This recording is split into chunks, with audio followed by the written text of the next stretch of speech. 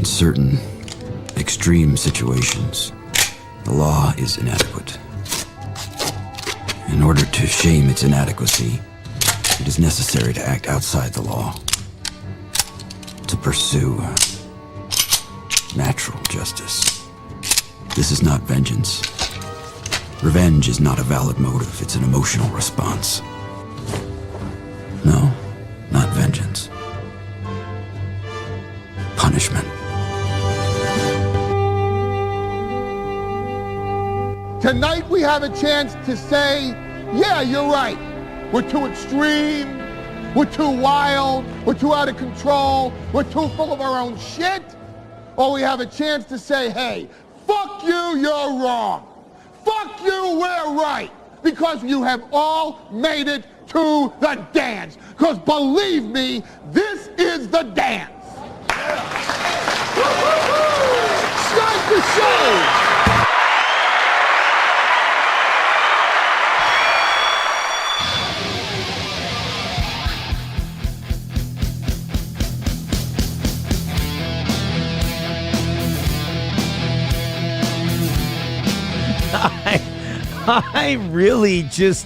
I hate you guys.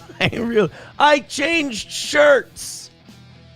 I'm not wearing the unironed mess from this morning. Welcome to the program. Hit like, hit subscribe, hit follow because shucks gall darn it to heck, we have not. I put 2 clips up today, one of which it's too early to tell what it's going to do. But one of them, I was like, this is gold for the grandkiddies. This is going to be our algorithm chaser, you know?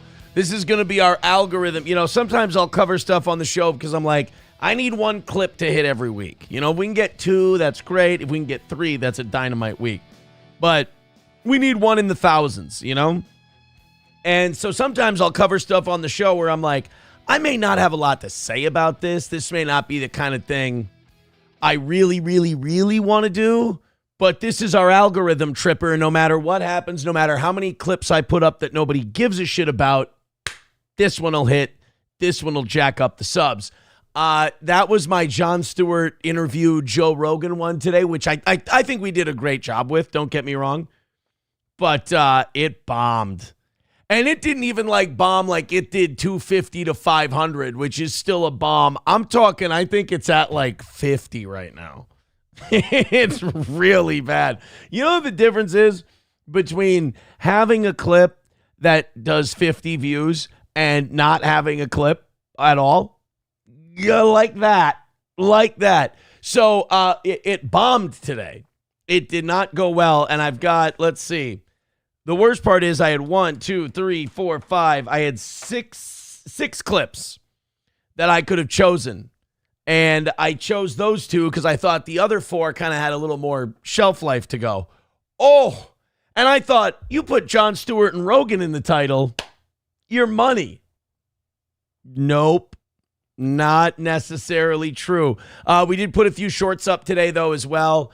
And one of those did really nice right off the bat. And I'm hoping that continues to catch. And it was a cute one. It was about me stealing Halloween candy from my kids or making them bring me Halloween candy as a dad tax. So I'm hoping that one continues to climb. But, if you could go check out a Steel Toe clip today on YouTube or Rumble. They didn't hit on Rumble either.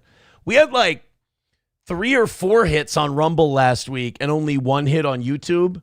I've started to put the clips up on Rumble. And I'm glad I started doing that because it was a nice little chunk of change. They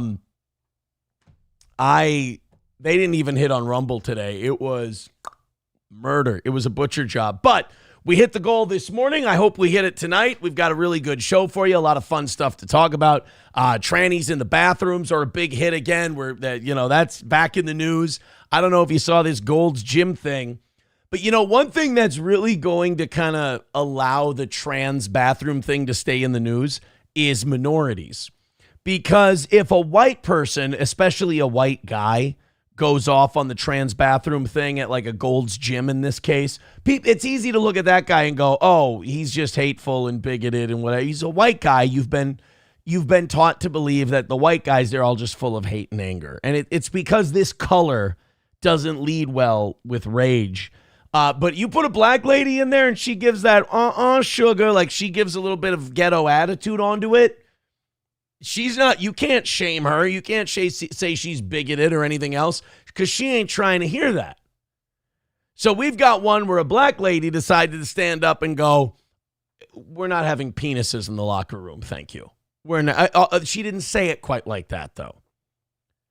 That's going to have to be what it is because there's something about when it happens to women and it happens to their locker rooms that it really is, you do feel bad for them. Like it is perverse. It is gross.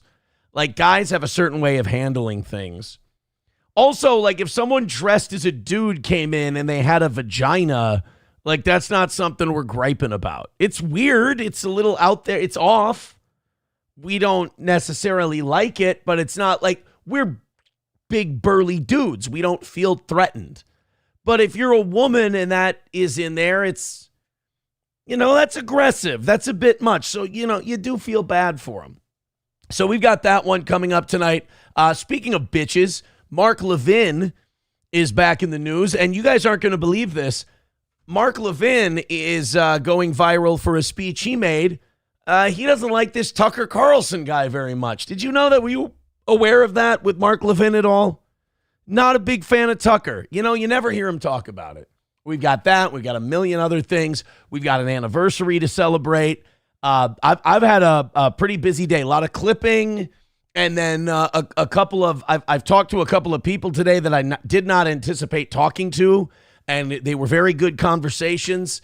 Maybe more on that some other day. But I'm really excited about tonight's show. You're going to get the best of me for the evening show, so I want to make sure we're at least clearing 300 between the sources here. So hit like, hit follow, hit share. Let people know you watch Steel Toe. Don't let it be some shameful thing you do in a back room and then deny me when asked. That's all I'm asking. Fuck you, dude, starting us off tonight with $1. Says, good evening, fat fuck. Thank you. Thank you very much. I would appreciate if that had a couple zeros behind it, but this is where my once burgeoning career is now at. I was number one. They were talking about syndication. Now I'm doing 2 shows a day, 3 times a week to try and make an extra $190 a night. I mean, let's really drill down on that, boys and girls. And that 190 extra is getting harder and harder to make as the audience goes down and down and down. So you'd think Jackass better do something, but yet here I am, same old slop. Here you go, piggies. Let's have ourselves a night. I do want to let you know we are 54 memberships away from 300 on Rumble. Look, I told you that when we took that week off for my little involuntary vacation, that our memberships went into the shitter. So I'd like to see those tick back up. Gifts and memberships tonight. Streamlabs, PayPal, Venmo, Super Chats, Rumble Rants. Let's do it. Das Optic Nerve says, you could have been a contender. I could have been. I was there. I was on the precipice. Saint Caesar says, hey, Aaron, I hope I find you well. Did you see Saturday night's main event? And how bad was Jey Uso? Was he on drugs or drunk? Also, Joe Henry is in the You Can't See Me tournament against Rey Mysterio. Awesome. That is fantastic. I'm excited. They're going to have a 16 wrestler tournament to decide who John Cena's last opponent's going to be. My vote, who I'm hoping it is Chris Jericho or Edge. My kids are very mad at me because I'm a big Dominic Mysterio fan. And I said, guys, I hope it's Dominic Mysterio, and I hope he goes over, he cheats to retire John Cena. And no, we don't like Dom. Dirty Dom's the dude. I like Dirty Dom. He did a really cool thing at Saturday night's main event. Rusev had Penta in the Accolade, which is like a camel clutch submission. And to get him to break the hold, Dominic Mysterio grabbed the timekeeper's hammer and rang the bell. So Rusev thought he'd won the match. Turns out it was Dirty Dom, and he forced him to break the hold. Oh, that son of a bitch. Fuck you, dude, with $2 says, sorry, fuckface. Didn't mean to hit a nerve. Still love the show. Thank you. Fuck you, dude. I appreciate it. Hunter. $5 says, love the show, but you can't say the last 5 years and the last 18 months especially have endeared you to longtime fans. Did I blame anybody but myself for what's happened to me? No. I did that. Hove did that, so hopefully y'all don't have to go through that. Thank you, NoPen15 Fathead with 230 says, is it me or is your forehead getting bigger? I'm going to be honest.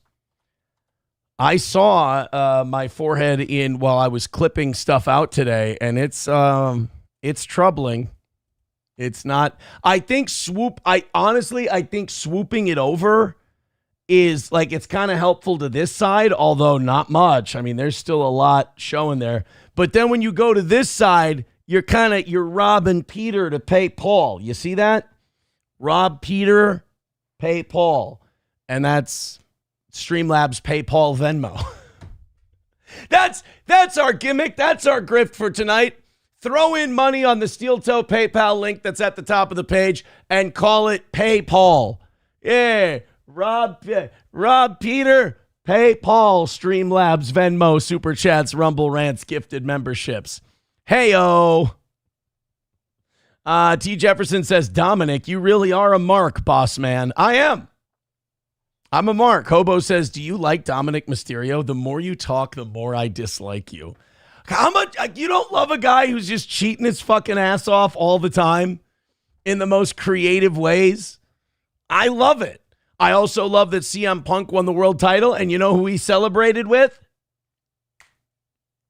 Post Malone. Post Malone, and Post Malone let CM Punk wear his hat. It was pretty awesome. Pretty awesome. The Gun Show says Dominic is the best heel in the game. He has some work to do in the ring, though. Well, I mean, he only got his career because of nepotism, so it's nice to see him actually work hard and actually, become a guy. God damn, man. I remember when Dominic, they first, like, he was with his dad, and they first showed him, like, coming out of the crowd, and he was this little fat guy. He was just this chubby little fuck. Now he got on Ozempic or whatever, and I don't know. Dominic Mysterio is the kind of guy you look at him, you go, well, fuck, anybody could do this. It's kind of encouraging. I like it. But no, as far as John Cena's final opponent, I would like to see it be Jericho or Edge because I'm old, and they're old as well. But I think Gunther wouldn't be a bad choice as far as the guys up and coming go. Jey Uso wouldn't be a bad one.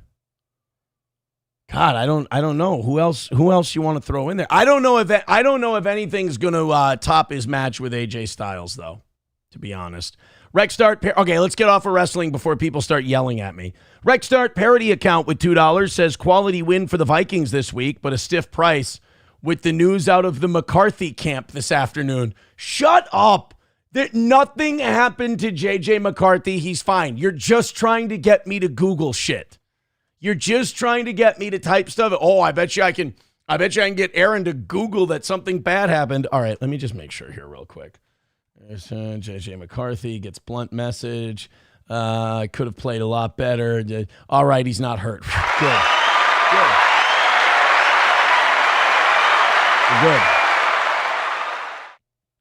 We're good. We're okay. Look, it's better to check. It's better to check, even if it does give them what they want. That's all. T. Jefferson says, I think Jericho is possible. Edge is stuck in contract hell. Gunther would be fun. I like Gunther very much. I think it would be great. Roman Reigns wouldn't be a bad one either. But yeah, I think Edge is in an AEW contract thing. So I don't think he's getting out. Paul with $2 says, pay me, bitches. There you go. Pay Paul. Paul with a pay Paul. And it's $1.99. Thank you very much, buddy. I appreciate it. Thanks for chipping in, guys. $1.80 away from tonight. Let's hit that first, and then we've got ourselves a wonderful... Let's just hit that. Wow.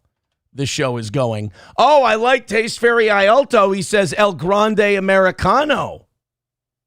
By the way, El Grande Americano, I didn't realize Chad Gable is injured. It's now Ludwig Kaiser, who Ludwig Kaiser, by the way, broke up with Tiffany Stratton, Minnesota's very own Tiffany Stratton. Shit's going crazy. It's all over the place, you guys. All right, let's start tonight's show because, again, you guys could write in with anything wrestling related, and I'm going to sit here and mark out over it, and then a bunch of people are going to get mad. Plus, we're trying to get off the schneid tonight. The evening shows have been miserable. I mean, not even hitting 300 people between the two biggest platforms. That's dreadful. I mean, both platforms barely peaking over 100 each. That ain't good. So we're trying to turn that around tonight, and the only way we can do that is content, content, content. Did you guys know that we're celebrating a massive anniversary for millennials today?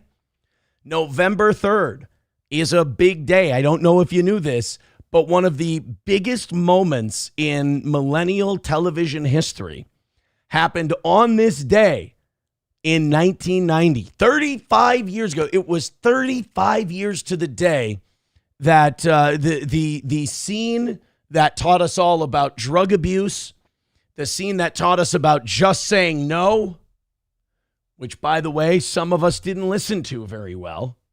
Guilty. Turn it around, guys.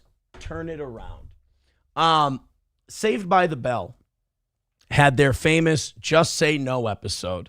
Now, I'm almost positive that this was supposed to be like cocaine or like it was supposed to be something really heavy. Like Jesse on Saved by the Bell was supposed to get addicted to something really heavy, but they had to change it. They had to change the script because this was an NBC Saturday morning TV show, and its main audience was kids, and they couldn't have them watching a Saturday morning show where there's illicit drugs being used.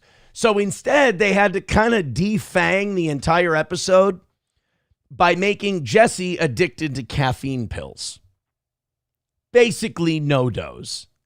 Just a little, today it would be a Celsius. So essentially, Jesse Spano got addicted to Celsius, and Zach had to try and talk his friend down from a ledge. She was in a singing competition. And the singing competition, man, there were long hours, lots of practices. She had to be perfect. So she needed energy because she was going to school. She had to do her homework, but she had to win this singing contest. So she started taking caffeine pills and she wasn't sleeping and she was burning the candle at both ends and she was stressed out.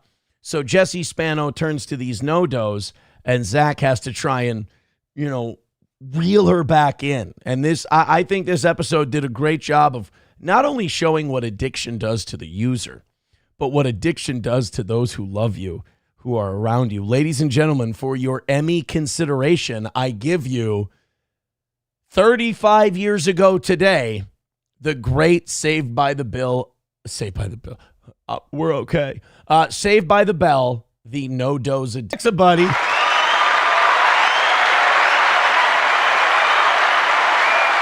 Jesse, don't be scared.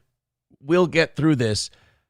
Words that echoed in the mind of every millennial in eternity for now 35 years.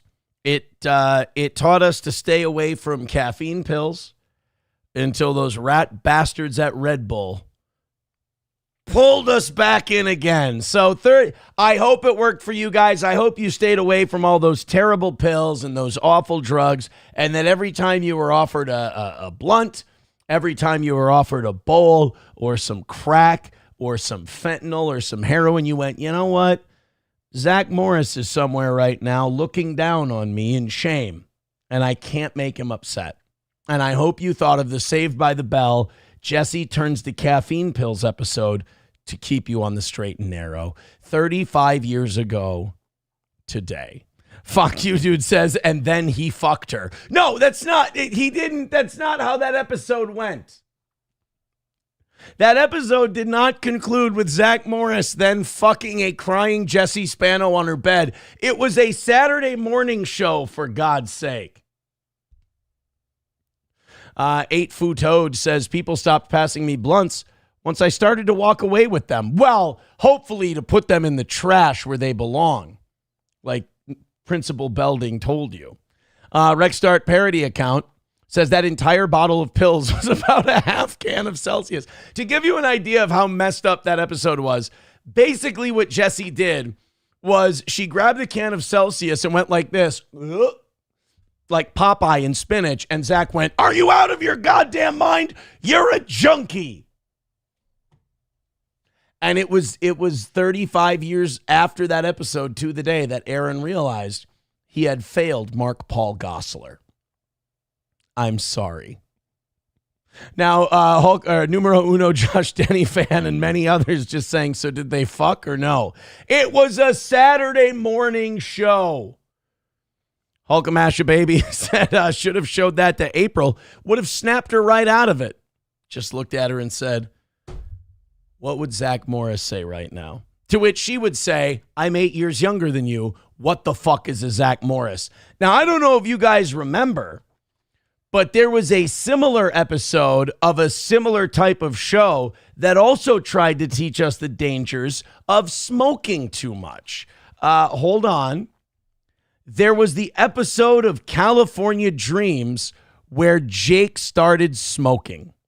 It was called Harley and the Marlboro Man. And Jake started smoking, and then he found out that his uncle had cancer. This was really sad. Now, his uncle was played by, I think, a guy who moonlit as an Andrew Dice Clay impersonator. But whereas Jessie just had a scene in a bedroom where she was taking some caffeine pills, Jake was sucking down on heaters and actually, making himself sick. So if you don't remember California Dreams, it was basically DEI Saved by the Bell. They had a black, they had an Asian. I mean, if it took place today, they'd throw a trans in there, a blonde, a brunette, and Jake was like the cool guy. He was the one who, he didn't take any shit from anybody. Jake, get hold of yourself. Good. Okay, now I have another idea that'll be a lot more pleasant. Pleasant? Mm-hmm. Pleasant? Damn, I got chopstick on my nose! Would be more pleasant than this! Okay, now don't panic. It says in that pamphlet that when the urge gets real bad, you should use chewing gum as a substitute. There you go, see? Look, it's teaching the kids something. If you get the urge to smoke cigarettes, have some gum. Gum, huh? Mm-hmm.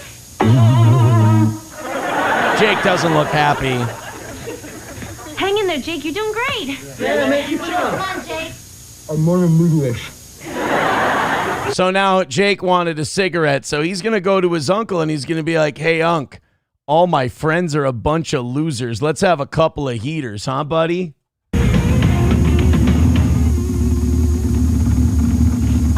Hey, check it out, Uncle Frank. Jake Summers doesn't do second place, he does first. That's great, Jake. I'm really glad to hear that. Glad to hear that? Where were you anyway, man? I really wish I could have been there, kid. But, something came up. More important than this? Yeah. Hey, look, I woke up this morning and I coughed up a little blood. Hey, yo, what do you do? I coughed up a little blood, huh? It was probably from a pussy. Geesh. What? Yeah, I got a little freaked out myself, so I went to see a doctor. My first checkup in 20 years. They still keep those stethoscopes really cold? Very funny. What do you say? Well, he took some stupid x-rays and, said it looks like, lung cancer. From smoking all those cigarettes, Jake, you numbskull. This is the path you're heading down. Wait a minute. You're kidding, right? You gotta be kidding. I mean... Oh, man. And he said that, they said it's already spread a lot and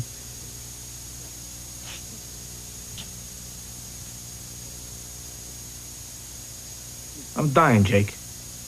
This is like a great example of like why dudes can't just talk about shit. Like, we grew up watching this stuff, and this was totally normal. This was how two dudes broke terrible news to each other, was they just kind of were really fucking awkward, and that's why we're all fucked up now. Oh, some solemn music.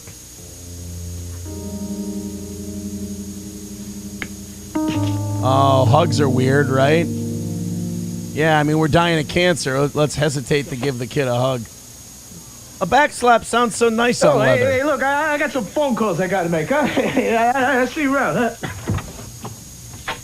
Oh, no, now what does Jake do? His uncle just told him he had cancer and he walked out. What's he going to do, light up a heater? Jake, what are you doing? Your uncle's dying. Don't you go. Don't light that cigarette. Make the right call, Jake. Yeah, that's right. No! Whoa. Ladies and gentlemen, I believe we call that toxic masculinity.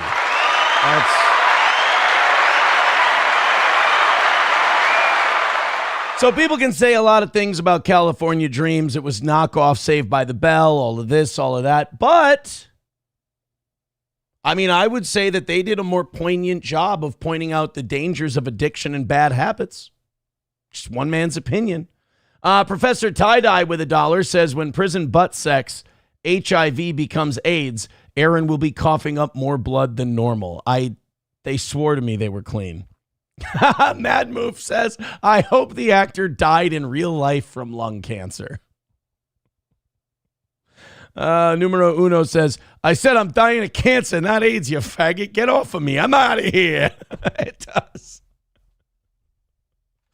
That's where we learned how to be like emotional with each other, was from TV shows. And a man dying of cancer hesitated to give his nephew a hug when he broke the bad news to him because that's a little too faggy. And now we have our Arrested Development. Thank you very much. Loaded Wrench says, puts out blunt, lights cigarette. Am I the only one, like, when you see a cigarette, like on TV or in movies, you can smell it, like the unlit cigarette? Hate it. Hate that smell. T. Jefferson says, Alf was the shit. Yeah, did Alf have like a junky cokehead episode? I don't think so. I don't think Alf ever went for the social awareness dollar, if I recall correctly. But that was, okay, 35 years ago to the day. Saved by the Bell has their great Jesse Spano, Zach Morris, caffeine pill addiction. Look, it was a Saturday morning kids show. They tried their best. All right? They tried their best. That's what's important. All right, absolute dog shit numbers for tonight. Hopefully they get better as the show goes on. We are under 200 at the moment. I think at some point, like if numbers for the evening show continue to drop, we'll either have to go back to 7 o'clock or we might actually have to figure out something else. Because the morning shows are doing just fine. They're right where they are, you know. And I guess as long as goals are getting knocked out in the evening, whatever. But, yeah, it's uncomfortable for me. That's for sure. 180 is the number for tonight. Just make sure we hit that and make sure we're getting those gifted memberships back on Rumble, because that number is plummeting after my week off as well. Hit like, hit subscribe, hit share. We need warm bodies here, and let's hope we can have a successful night.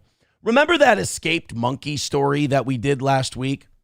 I think it was Wednesday night we talked about this. A truck crashed in Mississippi. And a bunch of monkeys that they'd injected with COVID, herpes, and hepatitis escaped. And 10 monkeys got out. They killed 9 of them. Well, it sounds like they got the last one.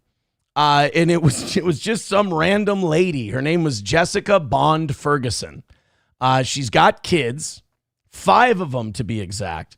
And when one of the monkeys showed up near where her kids were, she decided that it was time for the monkey to go. We're going to hit play on this, and I'm hoping that you guys treat this story with the respect that it deserves, because I feel like this one could get away from us, but I feel like the only way it could get away from us is if you guys cause it to happen. Here we go. Well, I feel like if they wanted us to do something else, then they should have had a search team out. They could have had drones flying around. You know, they could have took more measures to look for these monkeys. And Stop it. Stop it. I'm looking right at you. When I go back to the chat, please don't let me down. I'm asking you kindly to stop. I know what you want to do. I know what your immediate impulse is. I'm asking you not to follow it. Please. Also, did they put her in jail for shooting the monkey? Because this looks like a jail room that she's in. Not that I would know anything about it. And prevented this from happening. I mean, nobody's looking for these monkeys at all. I wish it didn't have to happen that way. I just wish they took better measures in taking care of and trying to find them. I mean, nobody wants your child to be sick or have something they can't get rid of for the rest of their life. You know, so, I mean, I hate that it happened, but, I mean, I'm going to protect my kids at all costs. I just wish that, you know, the monkeys didn't have to die. I know it's negative comments and negative people, and they're going to say rude and, you know, crazy things. And, you know, I just wish it would have went a different way. Now, I understand that she was defending her kids and these monkeys were carrying all kinds of diseases, but like shooting a little animal like that and killing it, it's got to fuck you up a little. I mean, a little monkey's just hopping around and you shoot it out of an abundance of caution and you got to watch the little monkey just fold up and bleed to death. I mean, it's not, you don't start your day going, God, I hope a fucking monkey comes around my backyard so I can cap it. Stop it. Stop it. Stop it. So here's what we're going to do. I'm going to go into our chat and everything's going to be fine. I just wanted to give you a quick update on a story we did last week, and then we can move on to the next thing.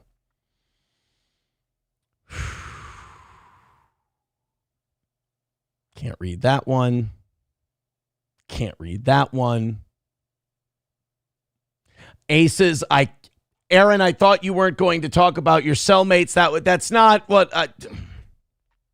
Big John Stud says, any story on here with the word monkey is going to go off the rails. Consider this like a test. Consider me playing a story that all I pitched it as was a follow-up to something we talked about. I'm doing good journalism. It's called a follow-up story. Consider this like a test of you guys and like to see if you can handle it, right? Nader P with $1 says, so does that count as black on black crime? I don't know what color the monkey was, and I don't think it matters. Sam Show says, how could she do her cousin like that? No, Mike Go, she didn't throw that at it. She shot the monkey. Thank you. Mad Move says, wow, what a pussy. Shooting a monkey is kind of badass. Mad Move says, I shoot cats with my fucking chickens and laugh. Wait, I shoot cats. Oh, I shoot cats fucking with my chickens and laugh. Well, cats are demons. That's fine. I thought he said I shoot cats with my fucking chickens. I'm like, I would actually like to see how that works.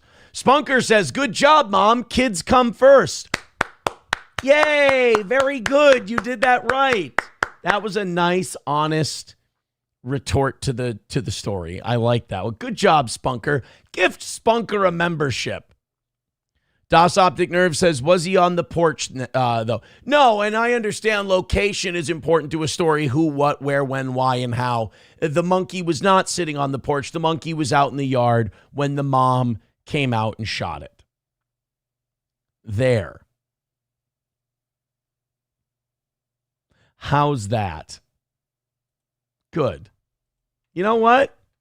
I'm going to give you guys a passing grade on that. That did not get nearly as bad as I thought it would. There's something to be said about your career dying and your evening show not even getting enough viewership to be a real show, actually.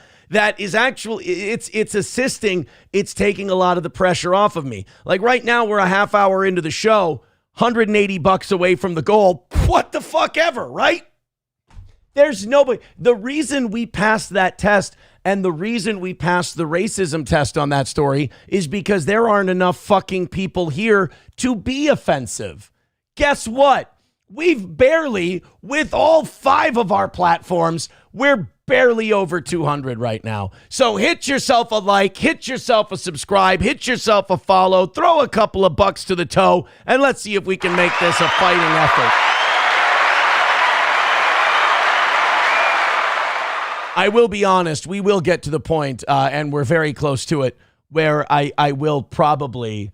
the difference in viewership between the morning and evening is getting so deep that I may just actually pop a vein live on the air. I'm going to get away from the chat for a moment. I'm going to go into content. We're just going to do a show. Hit like, hit subscribe, hit follow, and for God's sake, give us some money, because as easy as it is to hit the goal in the morning, I worry about the evenings as the audience lowers. Mark Levin is back at it. Now, this is the kind of shit I like. I'm sorry. I like talking about the news. I like talking about shit that's going on. I like the goofy monkey story. I'm a funny guy. I'm engaging. I'm the best show host you know. So sometimes I have to get away from you people and just do the things I like. And if we fail, we fail. Let the chips fall where they may. Maybe I should go back to jail. Mark Levin was at the Republican Jewish Coalition Conference over the weekend, and they had a bunch of these guys talking. And one of the things they were doing at the Republican Jewish Convention is they were trying to hijack the MAGA movement, the Make America Great Again movement. The Republican Jewish Coalition wants to be able to tell everyone what is MAGA and what is not MAGA. Now, I would say that Donald Trump is more than laid out what it means to be MAGA, and that, you know, you follow that, make America great again. You put America first. You're respected again on the world stage. Those are kind of the tenets. But the Republican Jewish Coalition is seeing something that they don't like, and that's people not liking Israel. And it's not because of any propaganda. It's not. All people have been doing is watching Israel's behavior. And it's not new behavior, but I think people are starting to notice it now. It's the behavior they've been engaged in since about 1948 and before. But people are now starting to notice it, and Republicans especially, which were the last bastion of support for Israel, are now bailing. They're out too, being spearheaded by people like Tucker Carlson, Dave Smith, Candace Owens, and the new kid on the block, this Nick Fuentes, who, even though he's been banned from just about everything, he's still breaking through. He's still the hottest ticket out there. So many of the old neocons who I offer are not conservative at all and not make America great again. These neocons are essentially Democrats who like Israel, so thus they have kind of hijacked the Republican Party for the last 25 or 30 years. There's nothing like conservative, Republican, old school about them. If it means give money to Israel, they're for it. If it means spend trillions of dollars on foreign adventures, they're for it. So, these guys held George W. Bush's hand all through his deficit spending, and they were totally cool with it. So I don't really know what's conservative about these guys. I don't really know what's Republican about these guys, and I don't know what's Make America Great Again about these guys, other than they want to be able to hijack that movement so they can tell you what it is, so they can steer you away from popular voices that are critical of them. Mark Levin is one of the biggest offenders of this. There was Representative Randy Fine, there was this guy, Mark Levin, and there were a couple other people at this conference, and they had signs made that said, Tucker Carlson is not MAGA. Tucker's not MAGA. They get to decide. And why isn't Tucker MAGA? Well, not because he said something that upsets the apple cart of Make America Great Again or America First, but because he spoke to Nick Fuentes, and Nick Fuentes doesn't like Jews and he doesn't like Israel. So apparently, not liking Jews and not liking Israel, that somehow, if you have that guy on your show, you don't get to be MAGA anymore. I mean, it's so transparent that I hope nobody's actually falling for this shit. See, I worry about this. Are people listening to Mark Levin and the Republican Jewish Coalition and buying this? Because Tucker has gained a lot of ground. Candace and Nick and Dave Smith, they've all gained a lot of ground. They've all influenced a lot of people just by talking. But I wonder if guys like Mark Levin and mainstream old Republicans keep saying, Tucker's not MAGA, Tucker's not MAGA, Tucker's not MAGA. And then you got Ben Shapiro out there. You got Steven Crowder, who's now starting to line up, not like totally against Tucker Carlson. I was watching a Crowder clip on this just before the show. And Crowder, you can tell, is being critical of Tucker, but he's trying to keep one foot in the good because Crowder wants to stay relevant. Ben Shapiro is totally on Mark Levin's side. And it seems like Tucker has sparked off this underlying conflict between people who actually believe in conservatism, people who actually believe in Make America Great Again, actually believe in America first, and the people who see America as almost a client state of Israel and don't want to lose that level of support. Here's what I think. If you pledge allegiance to any nation other than America, you are not America first. You're not Make America Great Again. So the ball's on you to tell somebody else that they're not Make America Great Again. I mean, that takes some real, if I may, chutzpah. So if you're sitting there going, well, Israel's our greatest ally, we got to back them up all the time, I think you forfeit your America First MAGA credentials. So how dare you say that other people are not MAGA simply because all they're saying is we don't want to support a country that's fucking bombing a section of the world into a genocide. This is Mark Levin on Tucker Carlson at the Republican Jewish Convention over the weekend. The anti-American, anti-Israel, anti-West crowd to understand something. You're going to have to come through me and millions of people just like me. Now, wait a minute.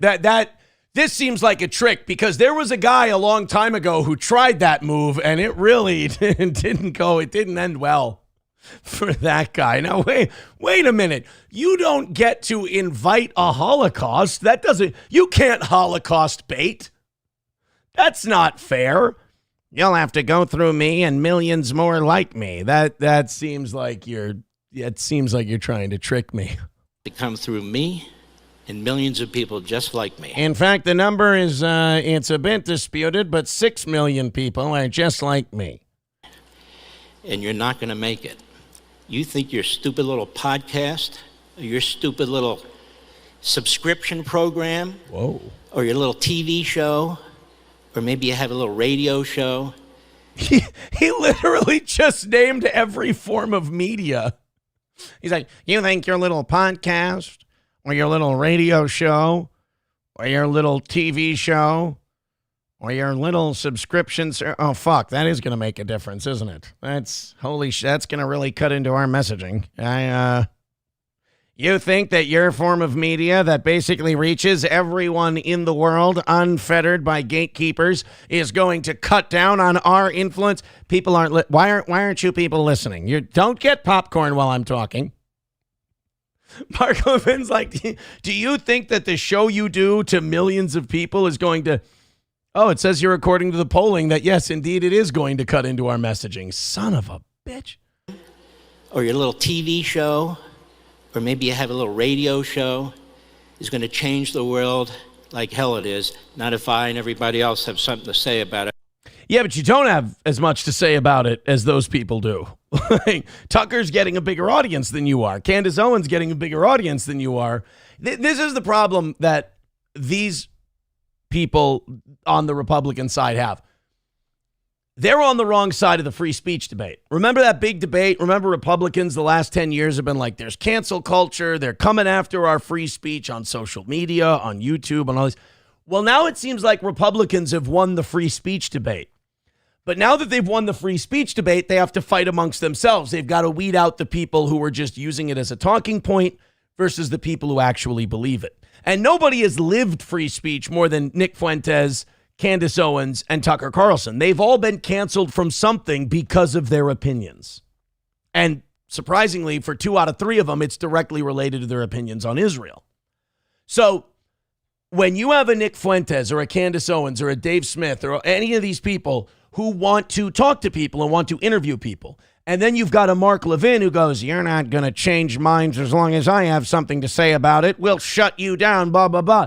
You're finding out that the Mark Levins of the world They never actually believed in this fight against cancel culture. They never believed in this free speech fight. They only wanted it for themselves so that they could control the messaging. So oddly enough, Mark Levin and his ilk have found themselves wrapped in this boa constrictor where no matter what they do, it doesn't end well for them. You can struggle and resist and say, shut them down, don't let them speak. And it's just going to squeeze you and crush you. Or you could sit there and just kind of keep doing your thing, let them do their thing, and more people will gravitate towards them because they seem like they're at least telling you what they honestly believe versus some pre-approved, pre-funded talking point. So then you're just going to be devoured by the snake anyway. I think what happened was there was a global shift in people's perceptions of Israel, and people, like evolution, people either adapted or died. The Mark Levins of the world decided they were going to serve two masters, and they were going to be Israelis and Americans. People caught on to that, and they gravitated more towards people who gave an America first message, like Tucker, like Candace, like Dave Smith, like Nick Fuentes. So Mark Levin didn't get screwed over. Mark Levin wasn't anti-Semited out of anything.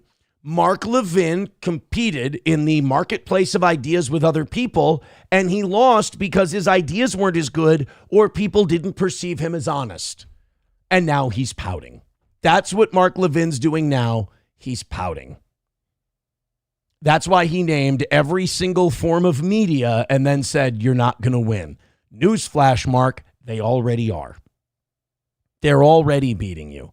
And again, I don't think it's because overnight all of America just became anti-Semitic.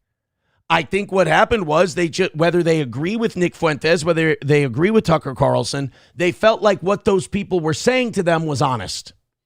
Whereas Mark Levin, it just feels, what's the word you would use?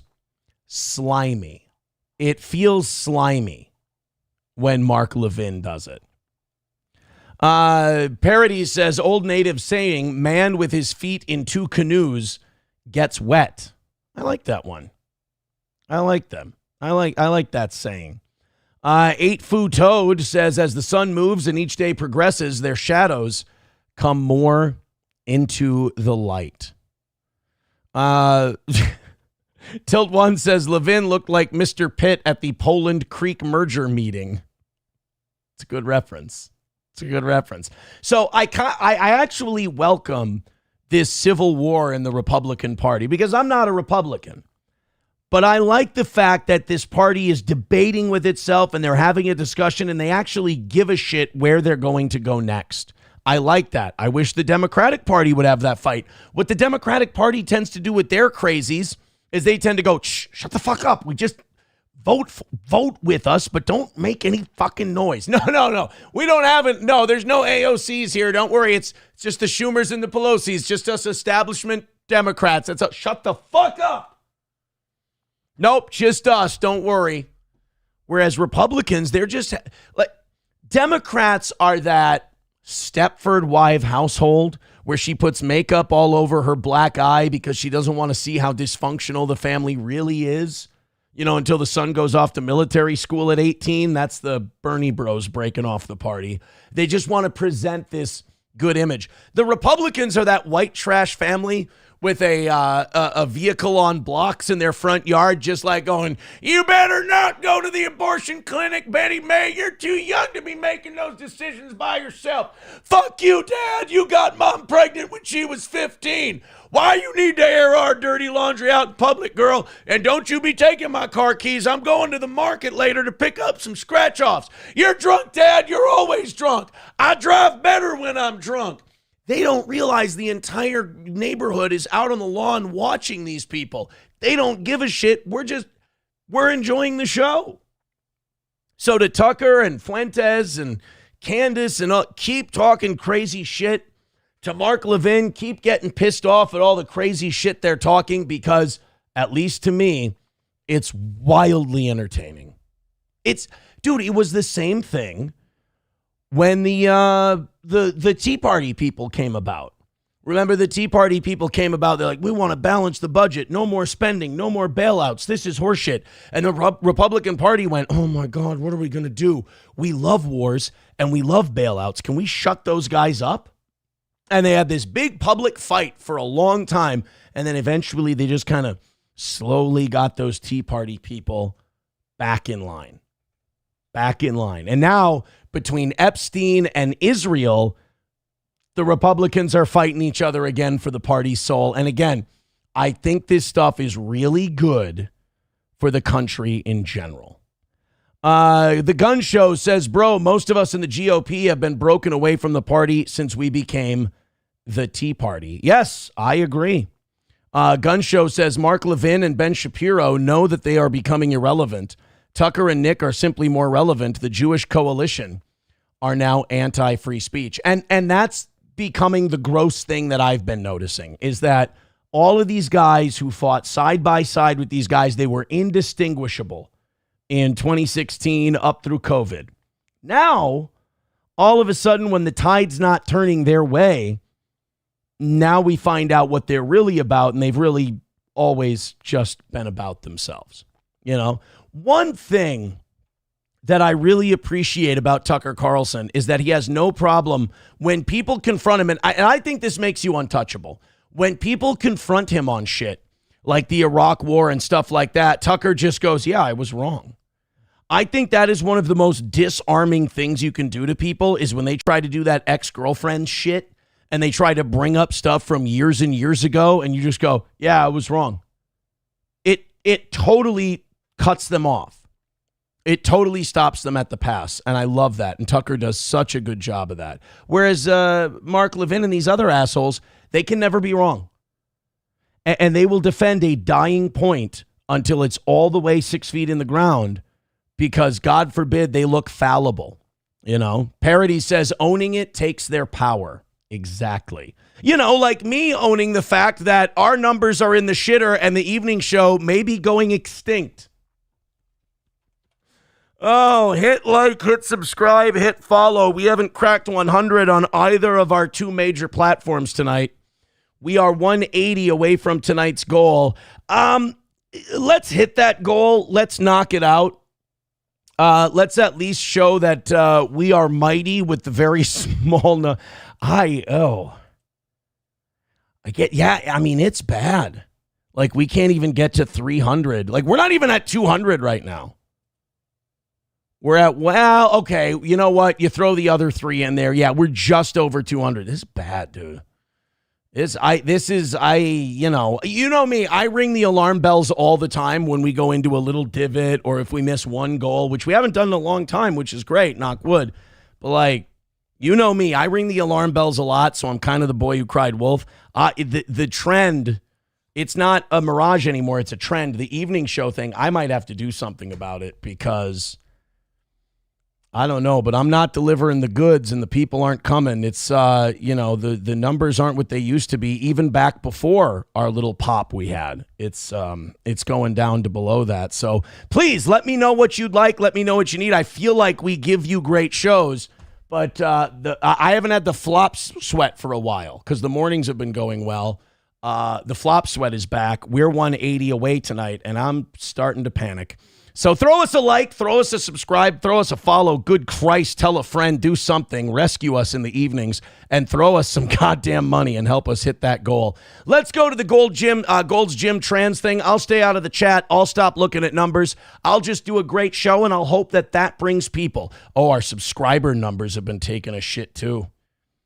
I think we've lost about 15 in the last week. That ain't good. I think we had a spike for a little bit there. And a lot of those people that sampled it kind of took off. Yeah, our clips aren't doing well. Oh, my God. I'm dripping over here. Let's ignore it. Let's pretend that my imminent failure is not happening, because this is all I've ever done for a career as an adult. And holy shit. Let's see, all of you haters out there, all you had to do was shut up and go away, and it will kill me. You keep me relevant. You keep talking about me. We keep picking on you. I had never done better with you guys around. You go away. You leave me alone. I might die on my own. Thank you, NoPen15 Fathead, for gifting a membership. Let's go to this Gold's Gym thing. I'll ignore all of it. I'll do a show. I know I'm shouting. This is not good. And that's too bad because I really love this particular topic. This black woman was at a Gold's Gym. And people get mad no matter what terminology I use. So I'll just say a trans woman came into the woman's locker room. And it set this lady off something fierce. And she does not look like one to be fucked with. She also does not keep her opinion to herself. And she decided to let the management have it. She said, we don't want a dude. We don't want someone with a cock. And this person was. They were changing. They were stripping naked. We don't want this person with a penis coming into our locker room. It makes us feel unsafe. It makes us feel uncomfortable. She went to management. She tried to be nice about it. Management told her no, she was being hateful and asked her to leave. They asked this woman to leave because she didn't want someone swinging their dick around in the women's locker room. So, where a white person might feel shame and they might feel like they're bigoted, so they might just kind of slink away, this woman decided to do the opposite. This woman decided to go into I don't know if it's the juice bar area or what, of the Gold's Gym, and she decided to shout out her own little public service announcement. Gold's Gym! Men! Grown men with big dicks in the women's locker room! And that's why I'm getting kicked out, and I want to make sure the girls know! The fuck? The fuck? I love that fuck. It would be funny if you saw 4 girls just start sprinting towards the women's locker room. It's like, hey, come on. That's not the response she was looking for. What are you doing? Jesus, control yourselves. And then one guy starts tiptoeing towards it. I mean, if they're going to let one dick in there, can't they let one hungry sailor in? Everybody saw that man in the fucking locker room. No one's saying shit. And I'm fucking done with it. I was wondering where Stevie Ray from Harlem Heat went. He has kept himself in really good shape. I'm proud of him. It's fucking stupid. It's dangerous. Me naked in front of a man without my permission. But I ain't the one who gets kicked out the gym, y'all. I'm terminated for not wanting men in the locker room. I like her. I think she's a hero. I think more people need to stand up for themselves that way. And again, this is not something that white people tend to do. It's because of generational pressure. White people have been taught that if you get called racist, if you get called bigoted, if you get called any of that stuff, white people have been trained to just clam up, just shut your mouth. And she refused. Black women don't play that shit quite like white people do. So if you're looking for somebody to kind of be the hero of this, get trans people out of women's locker room movement, you're probably going to have to go with minorities because they're not going to shut up about it. They haven't had to deal with the scarlet letter R of racist or bigoted, slapped on their chest. And that shit that you can't guilt them. It doesn't work with them. So good for her. It continued. She went out to her car after she got kicked out, and she recorded a little something about the person. Now, on the right is the trans woman who was allowed into the locker room, whereas the woman on the left was kicked out of the locker room for complaining to management. Now, what is this woman supposed to do? Beat the shit out of this other person? Physically throw them out of the locker room? She did the right thing. She took her concerns to management as a customer, and they denied her and then kicked her out. So I'm fully on her side. And I mean, look at it. Man shoulders, dude face. I mean, look, there's biological markers. There's just biological differences. And we need to stop debating this as though it's a conversation. It's a fact. I just had the worst experience ever at the gym, at Gold's Gym, and I think this is probably happening at gyms across America, where trans women are going into the women's locker room and not really caring about how women feel about it. And it's really hurtful, yo. How are you gonna say you want to be a woman or that you are a woman, but you don't give a fuck how women feel? Right. Today I was naked in the locker room. I turn around and there's a man there. in boy clothes, lip gloss, standing there looking at me. I'm butt naked. So the first thing I think is maybe there's a worker in here. Maybe I missed the sign. I say the word sir to say, sir, what are you doing in here? He goes, don't fucking talk to me. I'm a woman. I have a right to be in here. Immediately, I'm fucking pissed because I'm butt naked. I feel violated. I feel like weird. Like, I don't want to deal with this, right? That is the wildest thing about this whole. This is what makes me feel like I'm in a dream and I need to be woken up. And no matter how many times this issue gets brought up, I feel the same way. Because like you live most of your life going, well, if I make the right argument and I state enough facts, the other person can't fight back. You know, it's just, you got to surrender the point. But the trans community has done something magical where you make all the points, you have all the facts, everything's on your side, and they just nut on it. And that's enough. And then they've gotten enough people to go, well, I don't want to be called a bigot, so yeah, go ahead and change in that locker room. I mean, if one person is making a bunch of people in the locker room feel uncomfortable, I don't care what gender or genitalia you may have, you got to go. You can't be in that locker room. If you're causing a disturbance, I don't care what your gender is, you have to leave that locker room. But instead, this woman who feels uncomfortable because this person with a penis is in there gets kicked out. I mean, I really do hope that this comes back to bite this gym in the ass, but I'm not so sure it will. So the girls are walking in and they're seeing the commotion and they actually chime in and say, yo, I don't know why he's in here. He's not supposed to be in here. And then I talk to the people that work at Gold's Gym and they don't really have anything to do. They just like, oh, we can file a report about it, incident report. What the fuck is going on? Like, listen, how can you say you're a woman or you want to be a woman and you don't care how women feel? That's nothing more manly than not giving a fuck about how women feel. Guilty. That's fair. I'd like to think. But then again, I'm not trying to go into the women's locker room. Not since I was in 7th grade. And I get it. Like, everybody has their own things. And I don't want to say that I know everything about gay rights or trans rights. I'm a lesbian. I've been a lesbian my whole life. I treat people how I want to be treated regardless of whatever their sexual orientation is or whatever they decide. So I'm not transphobic and I'm not homophobic. I'm not straightphobic. I'm not racist. None of these things. I just believe in treating people how I want to be treated. Do you see the gaslighting that happens here socially, though? This woman has to give all these disclaimers when what she's saying is remarkably reasonable. She's the reasonable one. She's been made to feel unreasonable because mentally ill people keep shouting and screaming at her. There is nothing wrong with a woman. And by the way, she said she's a lesbian. That's another thing that's about to kick off.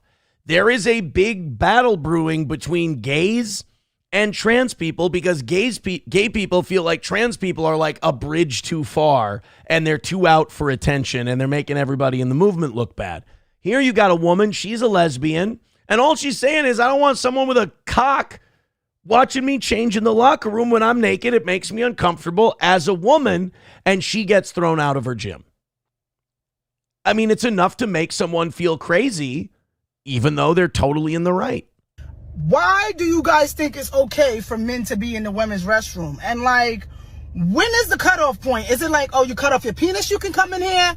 Why aren't women making the laws? And if you really want to fucking be safe and feel good, why don't we just make trans restrooms? Right. Because it ain't right. Or just make parts restrooms. You got a cock, there's a cock bathroom. You got a vagina, there's a vagina bathroom. Let's just do that. Either make everyone comfortable or make everyone equally uncomfortable. I don't know what to tell you. But right now, all we're doing is on a large, grand psyop type scale, we're gaslighting otherwise totally normal people. The way I feel right now,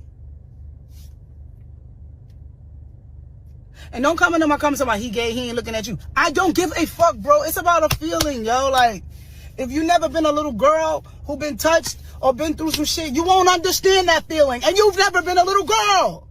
Thank you. I've been trying to tell my audience that for years now. And they keep saying you are still a little girl. And again, it makes me feel gaslit because I know I'm not a little girl. So I'm glad she left that at the end. See, guys, even she says so. Adam Simon gifting a membership. Oh, thank you, buddy. I appreciate that. Red Fox Mad with $4.99. Says Aaron left the goods in Mikey Two Milks And Mikey Two Milks left his goods and Aaron in jail, LOL. Now, Red Fox Mad, Mikey Two Milks was not in jail. You're thinking of Mikey Two Matches, which is a totally different thing. I don't think Mikey Two Milks appreciates you getting his name wrong in such in really such an important facet of the program, I must say. TDR Shit Show with $5 says, really don't think the show is shit. Shows have been great. This morning was fucking hilarious. Really think another second mic like Oz would help out more. I do love Oz, and I do want him back on the show. And he does want to be on the show, but he doesn't follow up with me. He's like, hey, let's do a show. And I'm like, dude, name the time and date. Let's fucking do it. And I don't hear back from him after that. He teases me. The man teases me. Dan Vicious with $5 says, bro, Trump is cutting our stamps, yo. No EBT, no chat. Play more Bikini Luna clips. Well, you know what? Thank you for the suggestion, at least. I do appreciate that.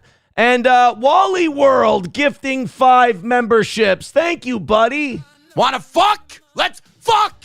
That is extremely helpful to the show. I appreciate that. That puts us not only 140 away from tonight's goal, but it also puts us 49 memberships away from 300 over on the Rumble end. Thank you guys very, very much. So 140 is the number. Thank you very, very much. There was one I missed, and it was only $1, but they tweeted me about it and said, why didn't you read this? I must have missed it. Let me scroll up. I think it was from Professor Tie-Dye. Here we go. It says, if you coming up short, there are many fat people with OnlyFans for content where they eat. You can be like your Queen Suffy Bunny or like Emily Farts where you show off your neck cleavage. You know what? I feel like that came in the form of like being helpful, so I'm going to take it as such, if you don't mind. Thank you very much for that. I appreciate all the gifted memberships and all of that stuff. 140 is the number. Thank you guys very much. Hit like, hit subscribe, hit follow. Oh, shit. Well, I'm going to keep focusing on the show. You guys keep doing your thing. So we now have a clip of the person who caused all this drama. This is the person who invaded the women's locker room at Gold's Gym in Los Angeles. After gym goers confronted the person, Gold's Gym kicked the woman out who complained, as we said. He even walks right back into the women's bathroom again. So now this is after that woman's been kicked out. This is after she's made that fuss about, big old dicks in the locker room. And again, this is why it's like I said, like I called it a gaslighting thing. And it really is a gaslighting thing because you've got this person, and this person, it doesn't seem like they're doing this to fight for their rights. It doesn't seem like they're doing this to be respected or to be heard. It feels like they're doing this. Fuck? Let's fuck! Sorry, that was a clip of them back in the room changing. I apologize for that trans clip. But it does seem like they're doing it to get attention. It seems like they're doing it to piss people off, and they kind of get off on pissing them off, and then they go and rub it in later. Now, I think the thing to do if you were trying to make positive social change and make people see things your way is you would go, hey, look, I really do feel bad that woman was so offended by me being in the locker room. I just feel more comfortable as a woman. I feel more comfortable changing in the women's room. I didn't want it to be something that upset other people. I just wanted to feel accepted in my identity. Now, still, you're going to piss a lot of people off, and a lot of us aren't going to believe you belong there because it should be a locker room for people who were born female. But at least it wouldn't make it look like you're rubbing it in. You're telling people to go fuck themselves. You're taking this very legitimate concern people have, and you're just shitting all over it. This is the clip. And I don't think this is going to help. How are you? Did you tell me or not that women like to see dick? I'm the guy asking you a fucking question. Exactly. Get out of the way now. No. Now he knows how to be a man, right? Now he knows how to be a man. Stay out of the women's. That's true. You know what? He did just kind of get caught there because that guy got in his face. And instead of like what a woman would do, which is go like, oh my God, get worried or get nervous, the trans woman kind of bowed up, was like, yeah, what the fuck you going to do about it? That was their I'm a ma'am moment. Right now. No. Now he knows how to be a man, right? Now he knows how to be a man. Stay out of the women's locker room. We don't want it. He needs to have his gym membership revoked for that shit. And the woman told you. He assaulted me. The girl told already. We already filed reports. No. That's fine. I want the video. You can't get rid of me for this. I'm a woman and I have every right to not want a man in the restroom when I'm naked. There are girls naked in there. Look at them walking in there like it's okay. It's not okay. That's what I mean. It's the arrogance. It's just how that woman feels is legitimate. And to just walk back in there with a fucking attitude like you own the joint, it's just, it shows that in their mind, it's not about respect. It's just about them controlling the conversation and them winning the argument, winning the battle. Whereas these women in the locker room just don't want someone with a dick coming in and looking at them naked. Whereas for the other person, it's make that woman feel crazy, make her feel nuts, get a video of her yelling at you while you stand there looking calm, and then just strut into the bathroom to kind of rub it in. It's just, it looks more nefarious than they make it sound. That's all. It's the rubbing it in. It's the not giving a shit that there's people out there with valid concerns and they just shit all over it and disregard it. That's the issue, in my opinion. That's the problem. Thank you guys for the gifts. Thank you for the likes, the subscriptions, the follow. Please keep doing it. Please let us have a decent show tonight. That would be great. The Gun Show says, so Aaron only cares when a membership is gifted instead of someone becoming a member. That's some weird shit. No, if you become a member, I love that too. Oh, the Gun Show became a baby boot today. Thank you very much, Gun Show.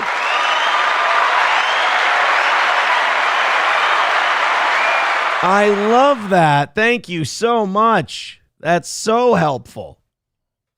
I did miss it too. I'm sorry. I was too worried about my evening show. Taking a complete shit is all. Swim, you got to go somewhere else if you want drama, sweetheart. I'm sorry, you girls and your kvetching and your this and that. I know you hate this and I know it bothers you a lot. We do a real show here. I'm sorry. TDR Shit Show gifting 10 memberships. Thank you very much.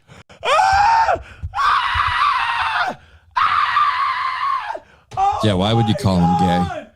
Oh my God! Why would you? Holy shit! Holy shit! There we go, and that jumpstarts the shit out of tonight's program. That puts us 39 memberships away from 300, $90 away from tonight's goal. So we may not have the audience size numbers tonight, but the goal's getting down there. Sounds good to me. Let's do it. That puts TDR Shit Show now in second place. TDR Shit Show.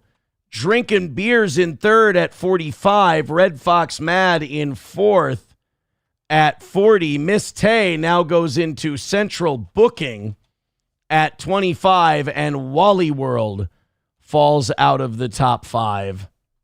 There we go. And now Wally is down here on the bench with his 25. Thank you guys very much. I really appreciate all these gifted memberships on Rumble. Go ahead, get after it. 9/11 Swim on Rumble. Why did I get banned for that content? Bro, you're asking for drama. Do you understand it's gay and I did you a favor? I'm sorry, buddy. If you can't understand that, if that hurts your feelings, maybe this isn't the show for you. We tend to be, this shit is moving. 9/11 Swim. Now get back in there, hit like, hit subscribe. You've got a second chance at life over there on Rumble. Show you can behave and be a real fan. Gift a membership. We love you, buddy. 90 away. Let's knock it out. Thank you guys very much. Maybe this is why I'm on edge tonight. Maybe it's not about the fact that the evening show is failing.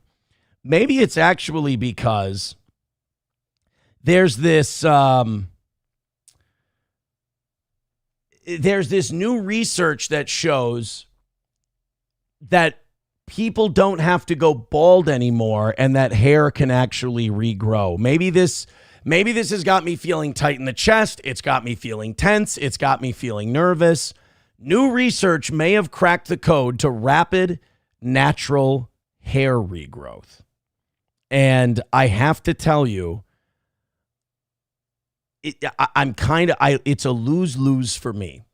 Because if I do this and I get all of this to come back in my power alleys here, in my kiss pockets, if you will, I have to then admit that my hair has been going backwards as I get older, and it's a fucked up situation.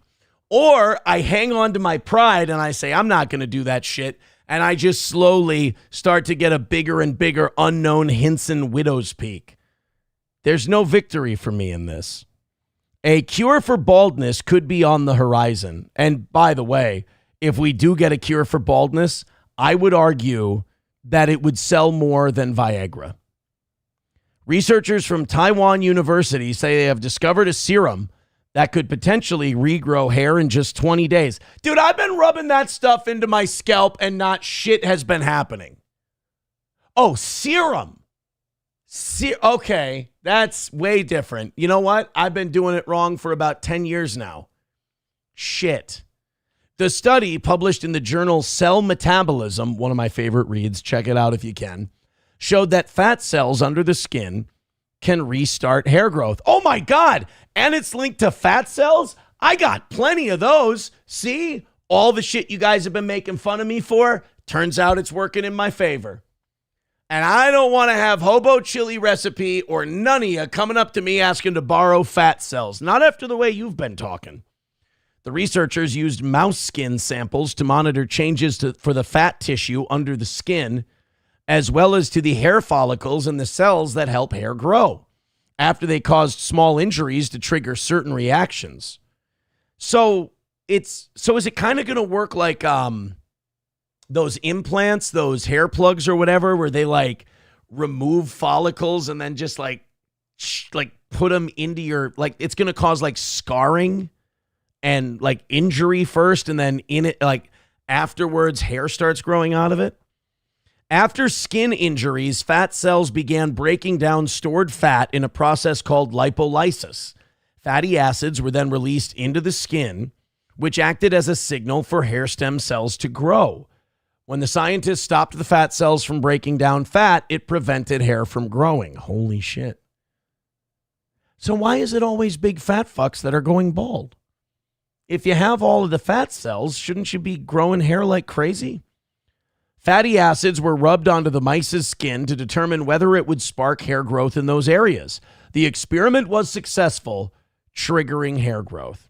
See, now it's not going to be like bald isn't going to be a sign of like bad genetics. It's just going to be a sign that you're poor. Because everyone who can afford to not go bald is going to not go bald. And everyone who can't, everyone's going to know. In one experiment, the scientists saw hair regrowth in mice within 20 days of applying the topical treatment once a day. You're definitely not going to have a problem finding guys to volunteer to be experimented on for this. There's going to be people sprinting carpooling to this. What do they call the drug trials? These results were only identified after skin injury. The researchers noted that controlled skin inflammation caused by chemical irritation or deeper dermal injury has previously shown to promote hair regrowth and is clinically utilized in treating hair loss. So basically, they've got to put some kind of like medicinal acid on your scalp to get your head to burn or injure a little bit so then the hair can grow back in that area. Seems like a small price to pay. You know, as someone who gets, I don't know if you know this or not, but my audience will mock me from time to time for my hair growth or lack thereof. And as someone who may have been on the receiving end of some of that abuse, I can say a little pain for long-term hair gain doesn't sound so bad. This will do well, man. This will rival Viagra. This will be right up there with the boner pills in terms of people lining up around the block to get this treatment. TDR Shit Show with $20. Thank you very much, buddy. Give him a karmic. Wanna fuck? Let's fuck! Thank you very much, buddy. He says, never asked for the yearly merchandise. Hit me up with a hoodie. Send me an email, aaronimholtradio@gmail.com. We'll get you all set up. Thank you very much for your generous contributions tonight. Jesus, TDR Shit Show. Thank you so much. That also now puts old TDR still in second place now with $70. Thank you very much. And it only puts us $70 away from tonight's goal. Thank you guys very much. I appreciate it. And also Camel Toe gifting a membership. So that puts us 38 memberships away from 300. Thank you so much. That's Landers says that's why you are going bald and you're all doughy and soft, Aaron. Low T, dog. My low T? I hope not. That would be terrible. 8 Fu Toad says, looks like they're picking on people who are self-conscious. Yeah, no shit. That's what all cosmetic surgery and cosmetic medicine is. It's preying on people who don't want to get old and people who are really self-conscious about their bodies. You don't think that I'm going to get this taken care of? Like, I'm not even 40 yet, and this shit's starting to come down. You don't think that this is going to get addressed at some point? Oh, Aaron, come on. You're not that vain. The fuck I'm not. I am as vain as a train, my man. This shit is getting taken care of once it gets so bad. Aces says, so what you're saying is all we have to do is scalp you so that you have some pain and then it will grow back. Can I scalp you first? Nobody is saying that I need to be scalped. Well, I won't say that. Many people are saying I need to be scalped, but they haven't taken their pills today. I'm saying you don't need to scalp me. I don't need you guys coming up to me and cutting chunks of my scalp off. Besides, that's not even going to cause the hair to regrow. We need the medicinal, like, burn acid to be put on my head. 9/11 Swim says, so can they even fix the toad? Oh, they can. It's a bullfrog, not a toad. They can fix the bullfrog. Believe you me, my friend. Not that I've Googled it or anything. I mean, that would be fucking pathetic if I Googled under chin jawline surgery. Not surgery, treatments. The surgery's for a transitioning thing. It's totally different. Not that I've ever checked that out either. Look at you, 9/11 Swim, being all contributory and helping out the show. Look at you. Doesn't it feel better? Doesn't it feel better? Oh, by the way, you guys donating, you're making Derek from Texas very mad. We've got Derek from Texas says, the fans of this show are so stupid.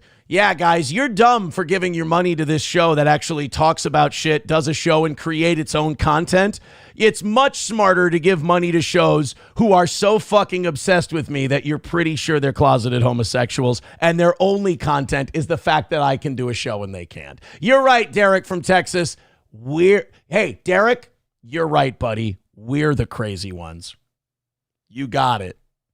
Guys, don't make fun of Derek. Just throw us money and he'll go crazy all on his own. No Pen 15 fat. Sorry, buddy. I know. And now he's mad in the chat. He's like, I'm very mad. Yes, of course you are. Don't play dumb. I hope you're smarter than that. No Pen 15 fat. I can rile these guys up so easily. I've got 3 of them going now. No Pen 15 fathead with $5. If you write OMG in a chat, you're triggered. Also, Derek has a membership. He's a big fan of the show. No Pen 15 says, if fat cells caused hair growth, you would have one hell of a neck beard. See, maybe I shouldn't have done that story. Hunter with $5 says, you spend a penny on cosmetic surgery. I am disputing every penny I have donated in the last 5 years. NBG. All right, well, maybe I'll just show up one day and I won't have any of this. And I'll say, man, it's been hard work at the gym. Man, it's been crazy getting rid of this thing. It's just, what crazy work I've been doing. How does that work? Landers says, tell Derek from Texas to shut up and take off his pants and prepare to be my hungry little power bottom. Well, at least we know what upsets Derek. He gets mad when people start contributing money to this show. In his words, it makes you stupid. Derek, if it weren't for me, the shows that you waste your life on wouldn't have any fucking content. So you're welcome, sweetheart. I'm your dad. Taste Fairy Ialto says, Dabbleverse people calling others stupid is rich. Not only that, it's so easy to get them riled up. It's so easy to get them all riled up. Average Cracker says, I was going to become a member, but if that's how you're going to treat them, I will treat them way worse. Let's take a member who's a really big fan of the show, like Sandy Squatch. Fuck you, Sandy, you stupid piece of shit. How was your day? I don't give a shit. See? There you go, Average Cracker. So maybe becoming a member isn't for you. Hey, guys, definitely don't gift memberships on YouTube until Average Cracker gets one. That would be retarded. Derek from Texas says, Aaron, talk about fixing the judicial system again. Again, Derek, your complaint is that we do actual content on this show. Gotcha, bitch. TDR Shit Show with $5 says, sent you a message on Messenger. Thanks again. Well, thank you again for the $5. That's fantastic. $60 away from tonight's goal. Thank you so much. Rexstart with $1 says, this show probably isn't even in the top 10 stupid things I waste my money on. 11 or 12 maybe. Well, look. Maybe someday I'll crack that top 10, but for now, I'm happy with the honorable mention. Thank you, buddy. All right, guys, you got all the Dabbletards riled up. Let's keep going. $60 away from tonight's goal. Let's stack another win for the toe. Oh, by the way, Loaf Piggy is now talking shit about Derek. Oof. It's not my fault. He walked right into it. It's not like he made it difficult. He put himself up on a tee. The fact that I smacked him out of the park, I'm not even proud of it. A lot of times people criticize those of us who are big sports fans. They say that we take the shit too seriously and, we don't express it in a healthy way, whatever. Oh, by the way, YouTube finally cracked 100 tonight. We are not over 200, even with YouTube. We are with YouTube, Rumble, Kick, Facebook, and Twitter. We are over 200, but not by much. Rumble, hit like, hit subscribe, hit follow. We may be $60 from tonight's goal, but we are a long ways away from good numbers, my friend. They're going down. The evening show trends are not good, that's for sure. But hey, the goal is life. As long as we hit that, we're okie doke. And you guys have an hour to hit $60, so I'm proud of you. Thanks. Gifted memberships are awesome. So I'm a big Vikings fan, and I've had my fair share of sports crash outs in private. I'm sure many of you have as well. But there is a certain position that boomers hold that I don't know if any of the generations coming up after them are going to be able to hold up to, and that is sports crash outs. Your fathers, your uncles, anyone over the age of 60, and their team loses bad at something, boomers can crash out harder than anybody. We've got a Blue Jays fan. Now, if you don't know, over the weekend, the Dodgers won the World Series. They beat the Blue Jays in what is like, honest to God, if the Blue Jays are in a World Series, it's going to be an all-time classic. Their series with Atlanta, all-time classic. Their series with Philadelphia, all-time classic. And now this one with the Dodgers. The only difference is they won the other two. The Dodgers ended up getting this one. But the Blue Jays put up a really good fight. And I always thought that Canadians were like more mild-mannered when it came to their sports, except hockey. But like football, baseball, shit like that, I thought they were a little more subdued, a little more calm. But I guess boomer is a universal language because this Blue Jays fan, he did not take the loss well. And this guy posted it on TikTok. His whole account is called Pissing Off My Dad. So this guy, his dad is pissed that the Blue Jays didn't win the World Series in 7 games. So he starts following his dad around with his phone, filming him, knowing he's going to post it, and he just purposely tries to trigger his dad. This is like watching me toy with anti-steel toe people. It's hard to watch, knowing that you do this to other people.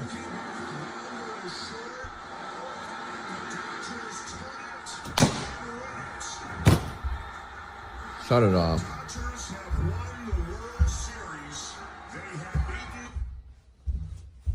Fucking best hitters up at the fucking most important time to be. Fuck all! It's really, and look, man, like I've said, like I'm a big fan, and I've never had to watch my team lose a championship. Closest we've ever gotten is the American League Championship Series one time. I mean, the Twins have won 2 World Series in my lifetime, but for one of them, I was 3, and for the other one, I was 10 months. So I don't remember either one of them. I've watched the Twins lose in the ALCS, and I've watched the Vikings lose multiple NFC Championship games. I can't imagine walking around my house yelling fuck and throwing shit and this and that when I'm trying to think. So like 98, I know that I was 12 years old, and I was sitting on the floor of my living room, and we were all in there. We were watching, and we lost. And I just remember both my dad and I were silent. I remember just we were sitting there staring at the TV for what seemed like minutes in disbelief that our season was over just like that. But no throwing, no being angry, no breaking TVs and shit. Then there was 2000 where we lost 41-0 to the Giants, and we got our ass kicked so bad in that one that you couldn't really react. I shut it off. I know my dad watched till the very end. I stopped watching when it was like 21-0. I was out. Then there was 2009. That was the Brett Favre season. I remember I was watching that at the time it was Rum Runners in St. Cloud with a bunch of friends.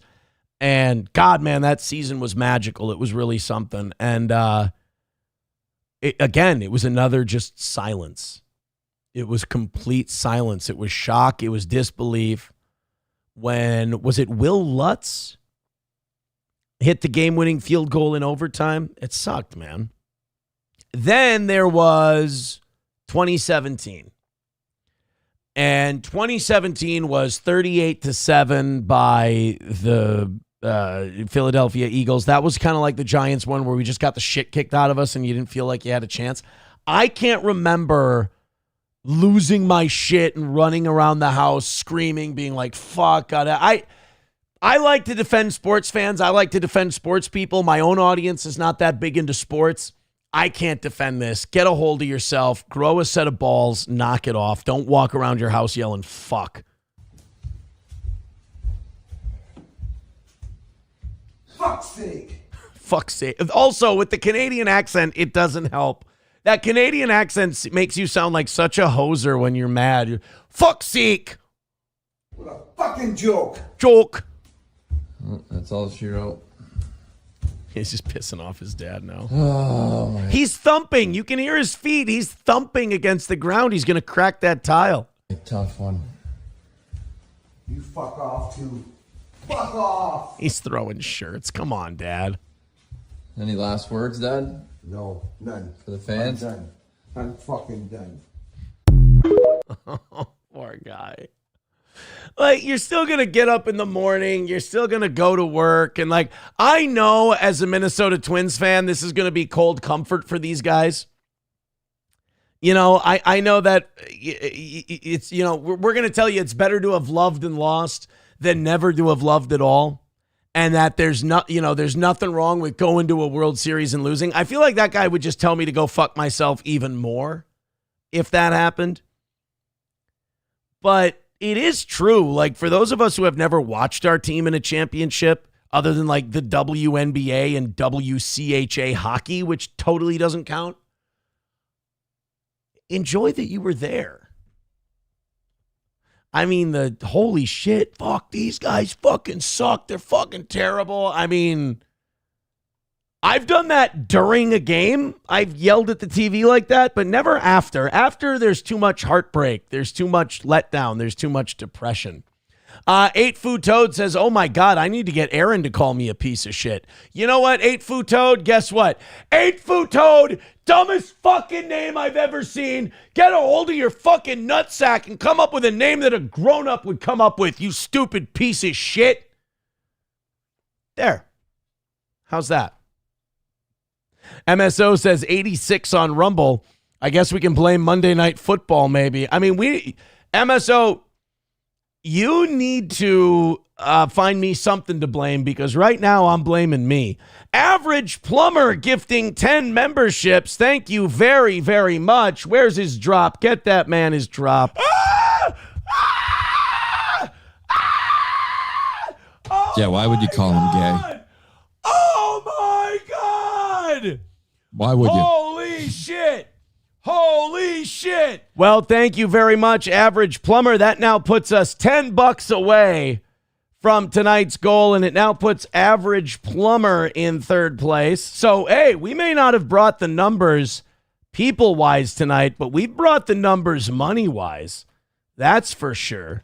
Central Booking is now Red Fox Mad at $40, and Miss Tay is going to drop out of that top 5. What do you think, MSO? You know what? If you want to blame Monday Night Football, I'm cool with blaming Monday Night Football. That'll be my cope tonight. But now here's the thing. What if we don't get to 300 tomorrow night? Which 300 to me is like the okay peak out number, you know? Because, like, yeah, we didn't crack 100 on Rumble tonight. We went right back under 100 on YouTube. I'm starting to think that maybe, you know, I might have to start coming up with nightly copes. MSO says low viewers making the goal is a good thing. Well, that's true. And here's $50 from Unforced Ego. He says hello from the potentially criminal community. Thank you very much.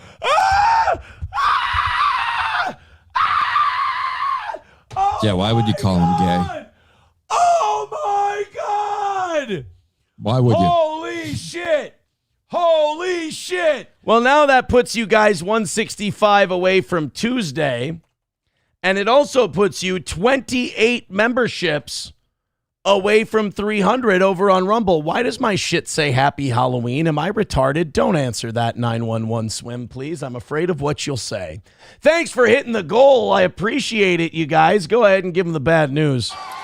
But I'm afraid I've got some bad news. All right, so I'm just going to go ahead and leave. No, that would be so shitty. Dog shit viewership. I'm worried about it all night, and then I go... Hey, I'm going to take off, guys. I'll see you later. Thank you. Benchtop Model says, Derek, your dad is a bottom to a top black guy. Well, there's nothing wrong with that.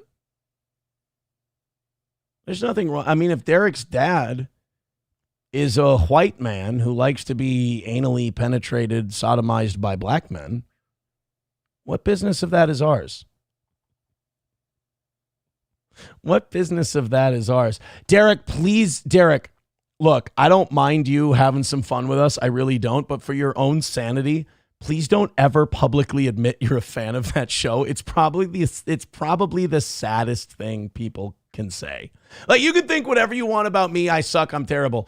What's worse, being the guy who sucks or being the guy who can't make a dime unless he watches the guy who sucks? Nobody wants to be there for you. They just want to be there for the guy that sucks. I mean, Derek, I wouldn't admit that publicly. That's fucking insane. 165 away from tomorrow's goal, although it does make me feel good, Derek, to know that people like you out there exist and don't know you're the butt of the joke. It's one of the things that keeps me going on the slow nights. All right, let's open up a few more topics here. We've got 165 away from tomorrow, 20-some gifted memberships away from 300 over on the Rumble end of things, and lots more stuff to do tonight, boys and girls. Excited about tomorrow's show as well. Johnny's going to be back tomorrow. we got the announcement that today that Nancy Pelosi will not be running for re-election. Nancy Pelosi is done. I didn't want to do that today because I felt like we had kind of we sort of had like a not super political show tonight. So I didn't want to throw the Nancy Pelosi thing in there. It would have felt weird. But the fact that she's not running for re-election and like Republicans are celebrating tonight. They're like, yeah, Nancy Pelosi's gone. Nancy Pelosi's out. Nancy Pelosi's 86 fucking years old. She should have been out 20 years ago. She should have been out before Obama was president. I don't really know if you can celebrate a lady a lady not running for re-election when she's been in office 6 years past the average life expectancy. I don't know if that's the win that Republicans think it is. I mean, Jesus, it was either don't run for re-election this time or die in office. It's not really much of a decision left to be made, you know? We've got, we just did the Canadian sports dad thing. We do have the Nicki Minaj thing. I guess this is mildly political. But Nicki Minaj, and they say politics makes for strange bedfellows. I did not have Nicki Minaj being a Trumper on my bingo card this year. But you know how like there was that moment where Trump and Kim Kardashian were on the same side for a while? You know, like because Trump was like pardoning black criminals, and the Kardashians have never met a black guy that they wouldn't go fucking hog wild over. So she was liking that Trump was pardoning the brothers, and it seemed like we might have this beautiful marriage between one of the fucking the originators of OnlyFans, the Kardashians, and Donald Trump. Like the Kardashians might become MAGA.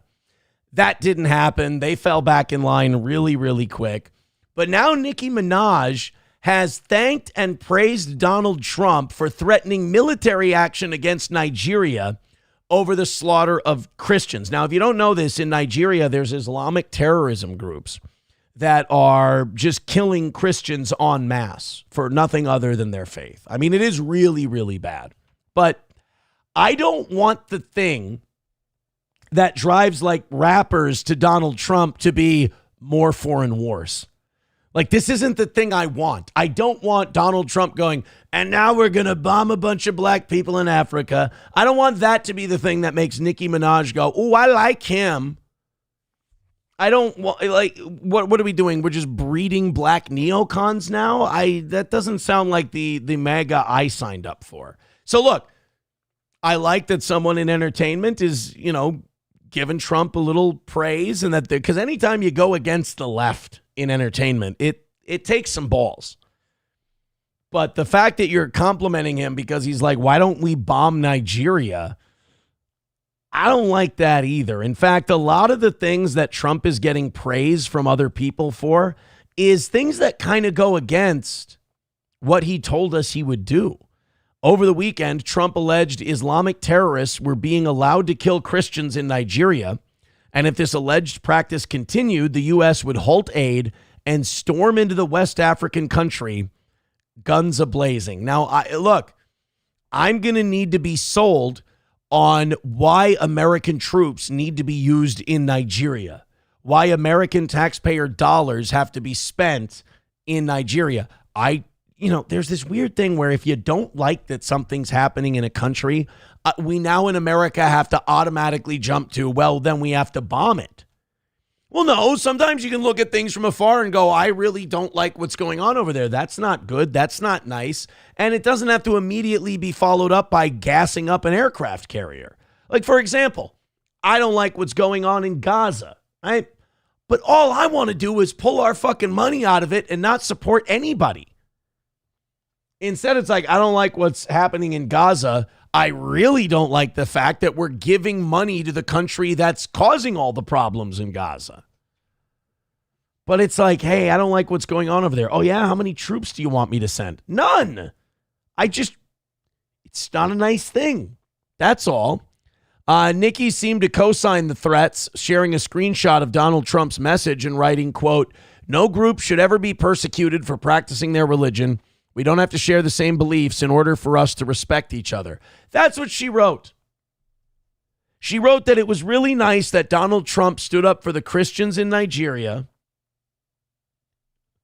and that everybody should be allowed to have their beliefs and they shouldn't be killed for it. And that was enough to cause people to go, fuck Nicki Minaj. She's shit. I mean, some of the responses she got were insane. All she said, literally, we have the whole tweet right here. Reading this made me feel a deep sense of gratitude. We live in a country where we can freely worship God. No group should ever be persecuted for practicing their religion. We don't have to share the same beliefs in order for us to respect each other. Numerous countries all around the world are being affected by this horror, and it's dangerous to pretend we don't notice. Thank you to the president and his team for taking this seriously. God bless every persecuted Christian. Let's remember to lift them up in prayer. Now, I've been told I can be tone deaf on this kind of stuff and I can miss it once in a while, but I don't see anything Nazi in there. I don't see anything particularly hateful in there. I mean, to me, this sounds like one of the most coherent things Nicki Minaj has ever said. So let's see what people's response was to that totally lukewarm endorsement of President Trump. Not even really an endorsement of President Trump, just agreeing with him that people being murdered for what their religion is really, really bad. So that's what she came up with. Here's some of the responses. Before you get ahead of yourself, do some research on who funds these terrorist groups all over the world. The answer is right where you are. Again, just because someone made a general statement doesn't mean you need to get super fucking political about it and like make them defend shit they didn't say. Nicki Minaj never said, "Oh man, I love that we fund all these terrorist groups all over the world. That's really awesome. And I'm glad we live in a country where we can freely worship God." She's not. This is what I have to say to the Derek from Texases of the world and the people responding to Nicki Minaj. Just because you're miserable and you live your life online doesn't mean that you need to go and try to recruit other people to be miserable with you. Just don't be miserable in front of people and they won't mock and ridicule you for being a miserable cunt. Another person wrote, "This is why no one respects you." Does no one respect? Look, I'm not saying that everyone needs to be a Nicki Minaj fan, but I feel like in terms of what she's accomplished in music and hip hop and all of that, I feel like she's pretty respected for what she accomplishes. This ain't it, Nicki. Like, she didn't say, "I'm going to vote for Trump if he tries to run for a third term. Trump should become God emperor. We should bomb Nigeria." She didn't even say that. She just said, "I love that we live in a country where we can freely worship God and no one should be executed for their faith." In a now deleted post, Nicki Minaj responded to her fans saying, quote, "Imagine hearing the Christians are being murdered and making it about you being gay." Well, Nicki, I don't know if you've met the LGBTQ community, but they are very adept at taking any topic out there and making it 100% about them. So Nicki Minaj stands up and says, "Hey, man, isn't it great that we can all celebrate and worship our gods freely," and everybody else called her a piece of shit. Unbelievable. 8 Toad says, "Sorry about my spelling. I'm too fluid for the chat. Thinking about it." Is he saying a cunt that can smile? That's an upside down. What? Sam Show then says, "Holy shit, did you see the size of that fly? Eat it, Aaron." Yeah, one of them got in. Well, I came downstairs this morning and I walked downstairs to the studio and it's freezing down here. And I'm like, I know I didn't open any windows. So I go upstairs, I look at the doors are all shut and everything like that. And I go over here to these windows and they're fine. Look at that big fucker. Holy shit. Do you think we can? Let's see if we can. Oh! I think I just flicked him to death.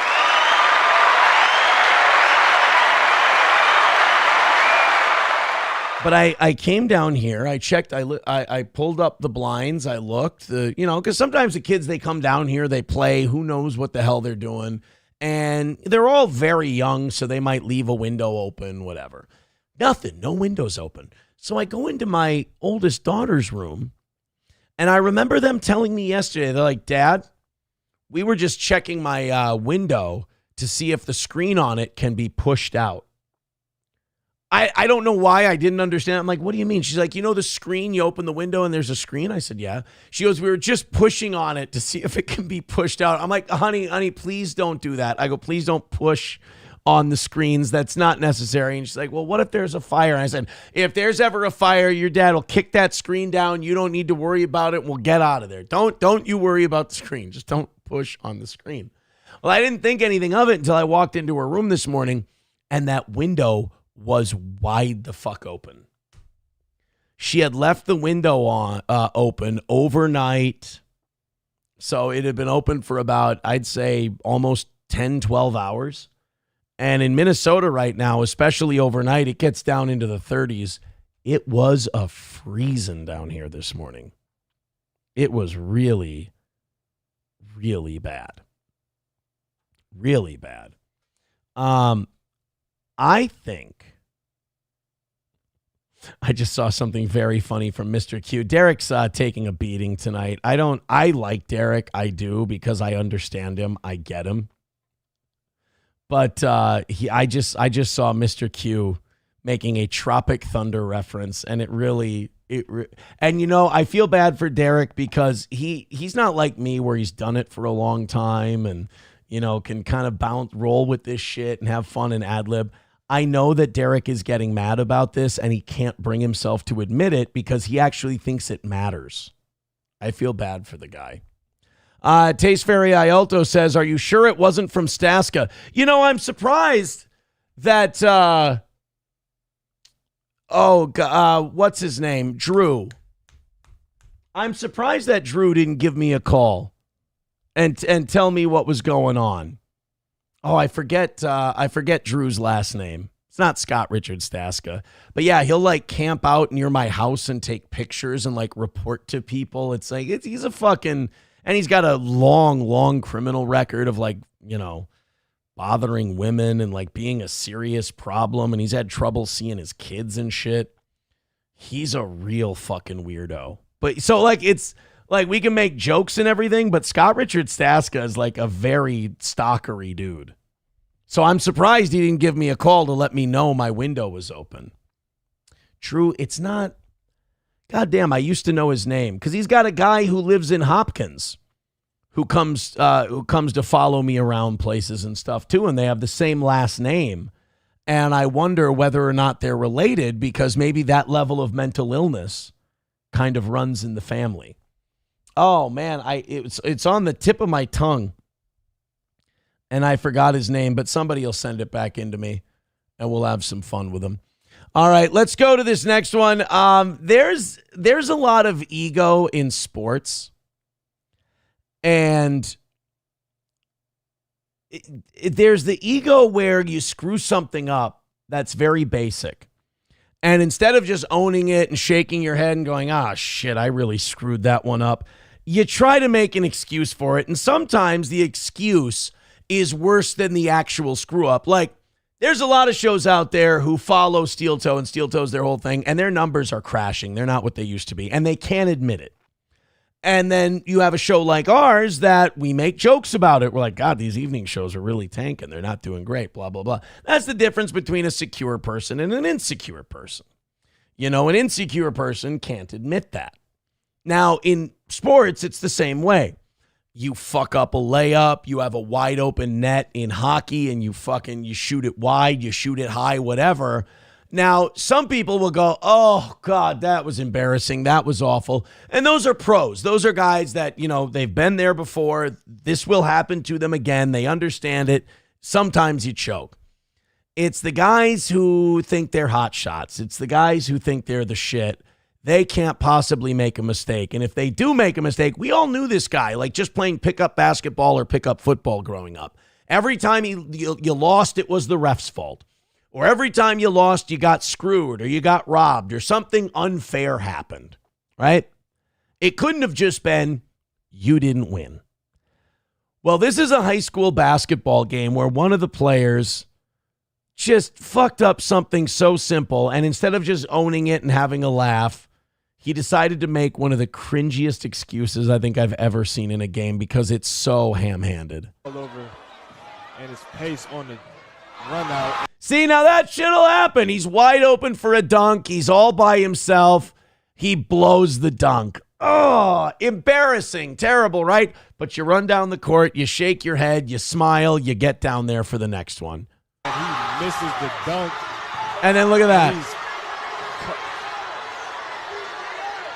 Man, been injured on that last play.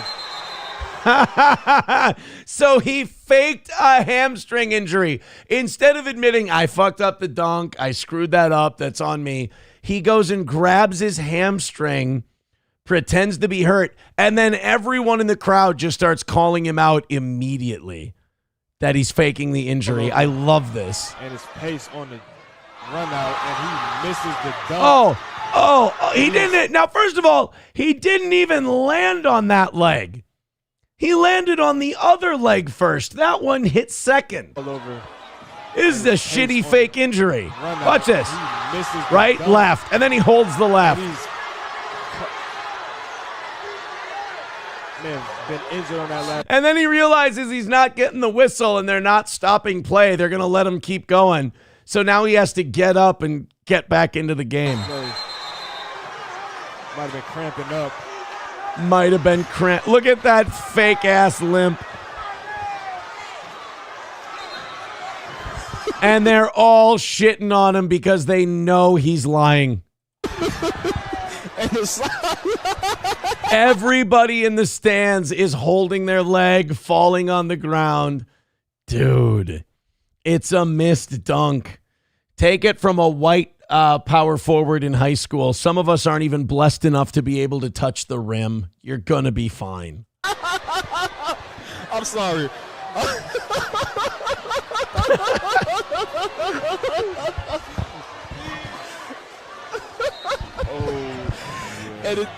That's bad, dude. He faked the injury, Lord.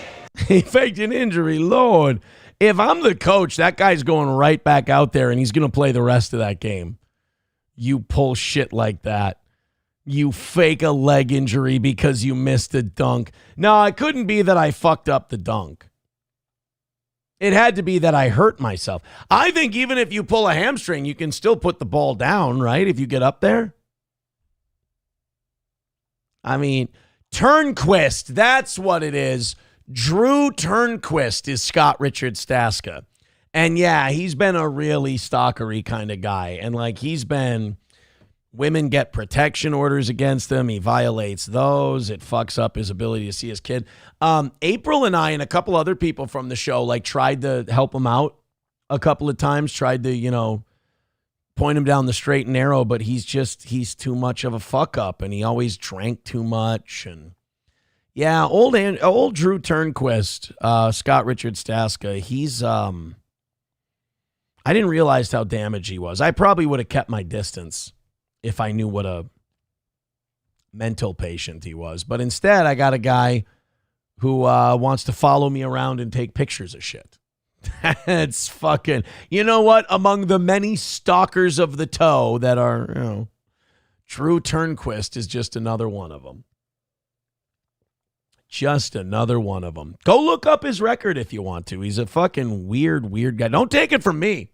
It's all public record. He's, be careful though. Depending on how long your arm is, it's about that long. By the way, the team that guy was on, they got the shit kicked out of them. They did not win the game. Oh, wait, no, he was on the team that was ahead. That makes it even worse. He's a Dillard University player. They were up by 15 at the time. They ended up winning the game 76-60.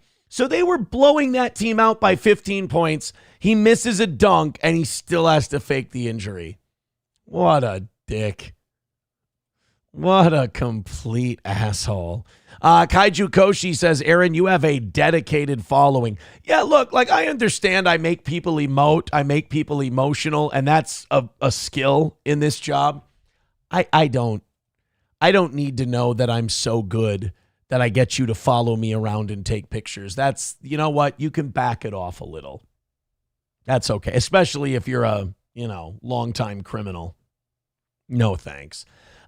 Speaking of criminals, it looks like Gervonta Davis is going to have to withdraw from his November 14th exhibition against Jake Paul. Jake Paul is looking for a new opponent. They're going to move the fight back to December 12th or December 19th. Now, if you don't know what happened with the Tank Davis fight, with the situation, Gervonta Tank Davis a while ago was arrested for some baby mama troubles. There were some allegations of, harassment, assault, things like that. Gervonta Davis has now been sued for that same thing. I don't know if anything came of the legal charges yet for Gervonta Davis, but now he's been served with a lawsuit by this same woman, and Netflix doesn't want any part of it. So they're not like actively kicking Gervonta Davis out of the fight, but they've kind of made it clear that they're not comfortable with him going forward. So now they've got to move the fight back, which really sucks because this fight was like less than 2 weeks away. So Jake Paul was ready to break camp. He was training for fighting a guy who's like 5'7", 5'9", a short guy. Now he's going to have to train for somebody else. They're going to move the fight back about a month to 5 weeks. They've thrown some names out there for Jake Paul. One of them has been Andre Ward, which is interesting. Nate Diaz and Francis Ngannou. Now, to me, Andre Ward is the most interesting name on that list. If you're not a boxing fan, you might not know who he is. But Andre Ward was one of the best fighters to lace him up of the last 25 years, of this century. He's one of the best. 38-0, I believe, or 32-0, one of the two. And Andre was one of the best of the last decade. He was undisputed super middleweight champion, unified light heavyweight champion, pound for pound, number one fighter in the world. And then he just retired. He retired at like 28, 29 years old because he had been reading up about brain damage. He had been reading up about CTE. This was when CTE was getting really prevalent in sports. And Andre Ward decided to step away from boxing. He felt like he had accomplished enough. He had made enough money. He'd watched his money well, and he was going to take care of himself and his family, and he retired. Now he's a commentator. He's doing very well, but they want to try to entice him out of retirement to fight Jake Paul. I think it would be a big mistake because Andre Ward has an undefeated record, an unblemished resume as a fighter. You go in to fight Jake Paul if you're Andre Ward, it gains you nothing. You beat look, Jake's a professional fighter who has beaten other professional fighters. He's only got one loss. He's like 15-1. He's good. Jake Paul's good. But he's still not a top 10 contender. Jake Paul is probably, he's moved up the rankings, don't get me wrong, but he's still probably top 50. Andre Ward putting his unblemished record on the line after, I think he's been retired for about 8 or 9 years now. Putting that record on the line against a guy who's 15-1, if he beats Jake Paul, he was supposed to beat Jake Paul. If he loses to Jake Paul, now you've got an L on your record, and it's the last thing people are going to remember about you. I don't think Andre Ward should take the fight. Nate Diaz would be a rematch of a fight they've already had. Honestly, I know Jake needs a big opponent because these are big name, big money fights. He can't fight like a regular ham and egger type of guy. But I don't need to see him fight Nate Diaz again. Nate Diaz is like 2 years older than the last time they fought, and Jake already beat him. Francis Ngannou is just too fucking big. There's a reason there are weight classes in boxing. Francis Ngannou, I do believe, would destroy Jake Paul. Now, look, this is the same Francis Ngannou that went life and death with a near his prime Tyson Fury. Almost beat him, knocked him down. Now, I know he got his fucking head caved in against Anthony Joshua, and Anthony Joshua exposed him, but Jake Paul is not Anthony Joshua. Jake Paul is not on that level. I think Francis Ngannou would probably beat Jake. I mean, really, he's just too big. He's going to get in there and be like 270, 280 pounds. Jake's going to be, what, at most 205, 210? It's just way too big, and Ngannou hits too hard. I really don't like any of those names on that list for Jake Paul. I didn't like the Gervonta Tank Davis fight because Tank is, like I said, he's like 7, 8, 9 inches shorter than Jake Paul is. How are they going to pull that off? He also is a 135-pounder against Jake Paul, who's between 190 and 200. So I didn't like the idea for Tank Davis to begin with, but I don't like any of the other names they're throwing out there. What I'd like to see is how much better Jake Paul has gotten in the last few years, and I'd like to see him fight Tommy Fury again. Fight the rematch, see how it goes, see if he can avenge that loss. Then you've beaten every man you faced. It's a feather in your cap, and I feel like that would draw. But I don't see any reason why, what's his name? I don't see any reason why Andre Ward should come out of retirement to fight Jake Paul. Somebody's going to have to explain to me where the victory in that is for Andre Ward. But, really shitty that something like that is holding up a fight. That Tank Davis and his legal problems caused that fight to be fucked up. And, the other thing is, it's not like they didn't know Gervonta Davis didn't have these problems. I mean, it was well documented before they booked him for the fight.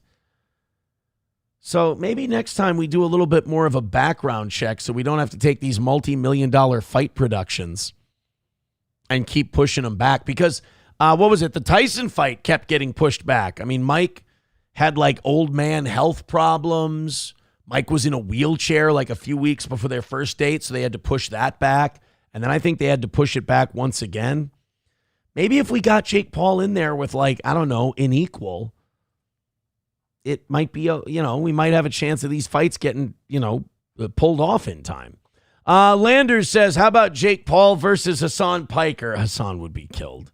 There's no reason to do that. People still kind of clown Jake Paul like he's still the YouTuber who's trying to box. Jake Paul is a legitimate professional boxer. Like, he's good. He beats other professional boxers. He knocks them out. He's good. He's legit now.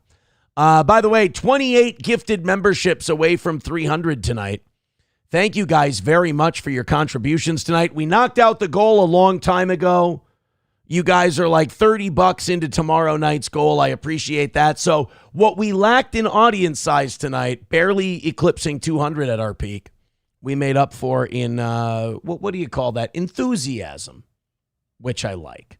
We have a Halloween story as we look to kill these last 20 minutes or so here with our dwindling audience, under 200 at the moment. Just do me a favor. Just make sure you're hitting like and you're hitting share and you're hitting follow, and we can pump those numbers up someday soon here. And go check out our clips because they struggled today as well. Some neighbors in Baltimore County, Maryland, are expressing concern after a deer was seen with a Halloween pumpkin bucket stuck around its head. This little guy. Aww. See, this is what YouTube podcasts don't do. They don't do like the funny, silly, cutesy stories because they're all really poorly adjusted head cases. And they're like, that's not cool. That's fucking gay. That's lame. But like, this kind of shit has worked for centuries. This is why your local news always ended with like the Anchorman thing, the squirrel that can water ski.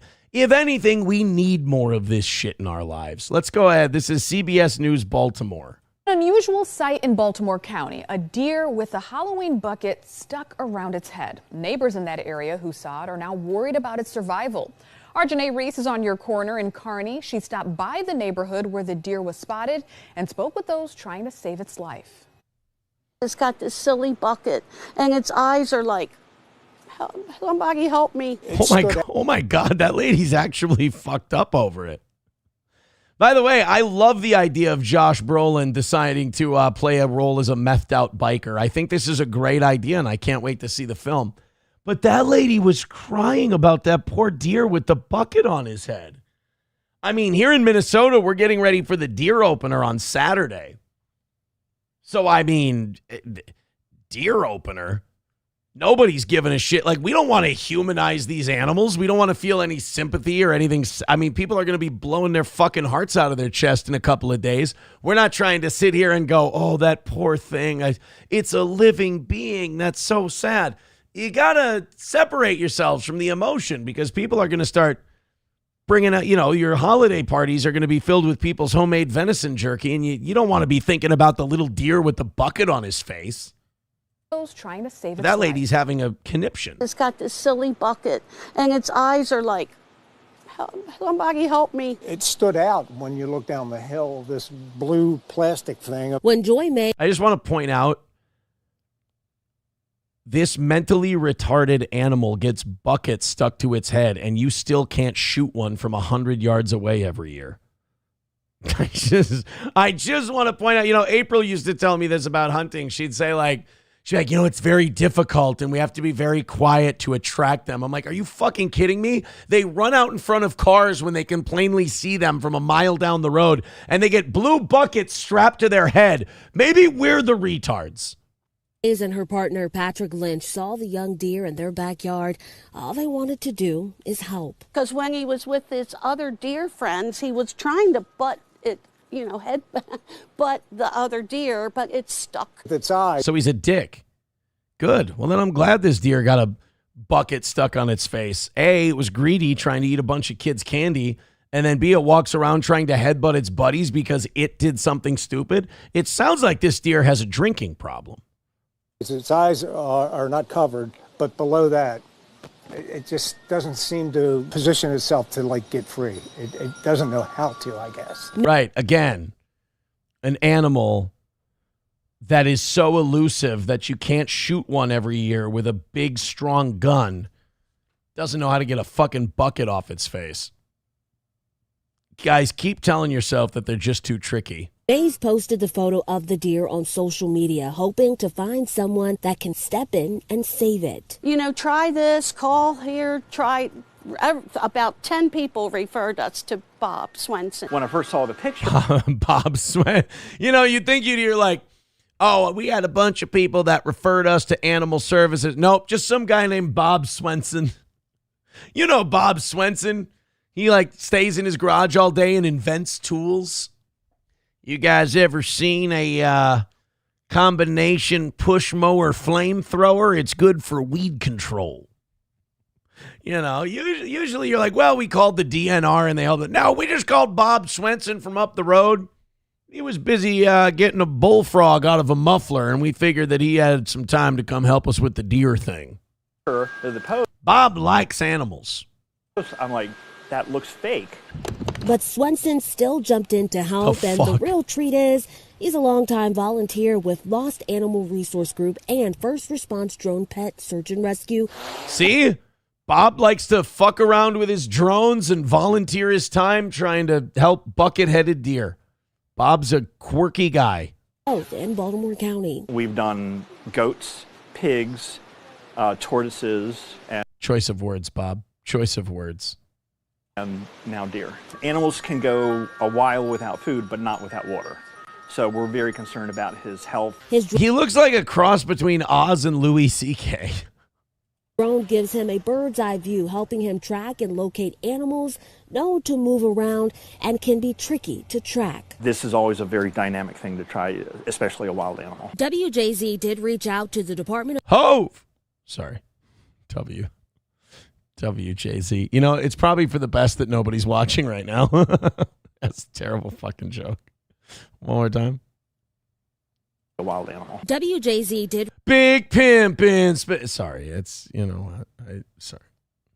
A wild animal. WJZ did. You know what city WJZ should be located in? New York. Concrete jungle. But sorry, I thought it was good. dynamic thing to try, especially a wild animal. WJZ. You know, every time I hear from this news station, WJZ, all I can think of is, do you want an encore? Do you want more? Cooking raw with the Brooklyn boy. Because the news station is called WJZ, and you get the idea. Did reach out to the Department of Natural Resources, Wildlife and Heritage Service, who says they The news reached out to the DNR and they said, have you tried calling Bob Swenson? Bob's got a drone and everything. He's crazy. have been aware of the deer since October 27th, and staff has made multiple attempts to locate and assist the deer. Swenson says, though, this process can take a few hours or days, but they have hope they'll find it soon. All this sympathy for the deer renews my faith in humanity. Holy shit, we really have been broken by the internet. Having a guy who gives a shit about getting a bucket off a deer's head so it doesn't suffer the awful fate of starving to death. That's what it takes to reinstall her faith in humanity, because she probably reads the comment section of every story she reads on the internet. So she's like broken as a person, and she's like, oh my God, a guy who doesn't want a deer to starve to death? I believe in people again. The neighbors we spoke with say despite the circumstances, they're grateful that they have each other and they can come together and help their local wildlife. For now, reporting on your corner here in Kearney, I'm Janae Reese for WJZ. Oh, sorry. It's impulsive. It's just immediately it's my go-to for this story. No, I understand. It's fucking stupid. Sam Show says, I want you to kill yourself. Oh, Sam Show also letting me know, Aaron, it is fake. It's a bucket. It's not a real pumpkin. Oh, okay. I understand. Harry Balls writes, like, you've never gotten your head stuck in a bucket of Halloween candy, Aaron. I haven't, but are you going to believe me? Are you going to believe me? I didn't think so. Landers says, Baltimore, yeah, a black probably did it. That's a black. Black people don't go near deers. They don't. MSO says, oh dear, is that Buckethead? Now, wait a minute. MSO, I got one. Let's test our guitarist knowledge. You know, I guess that deer might be Buckethead, but later that day, another deer got one stuck on its hoof and they called it Bumblefoot.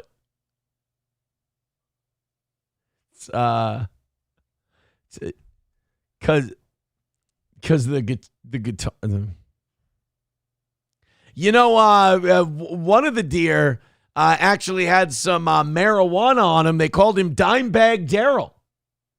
It's a guitar because the guitar. Because you said Buckethead because the deer had a bucket on it. Said, can you believe I made money tonight? Can you believe with this shit? This is what happens when you don't hit the goal until there's 5 minutes left. Otherwise, you get this shit. Sam Show writes, it would have been funny if the lady went, this really renews my faith in humanity. And then you heard a fucking gunshot. It really renews my faith in humanity. And then Hunter goes, he's down. Oh. Lander says, Jesus Christ, that neighborhood is full of gay F words. I don't think that. MSO says the deer's name was Crunchy. Oh, that's where she went. Lander says, no, Aaron, you're a dime bag of dumbass. Bumblefoot was a guitarist, and so was Dimebag Daryl. He was killed on stage. It's a guitarist joke. That's all I was.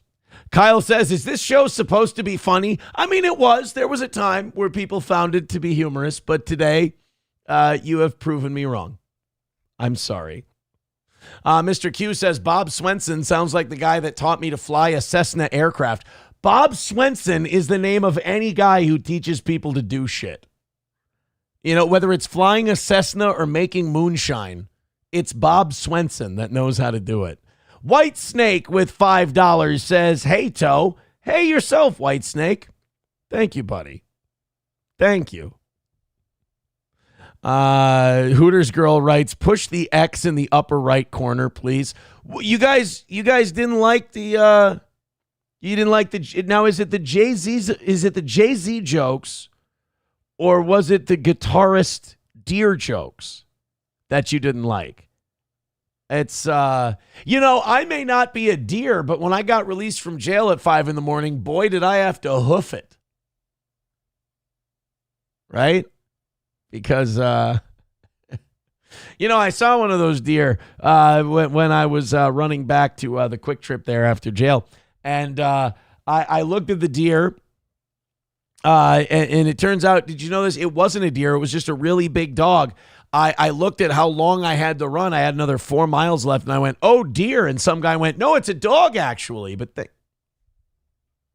it's Sam Show just writes in all caps, why are you doing this? I don't know. I can't tell you why. But I know one thing for certain. I can't stop.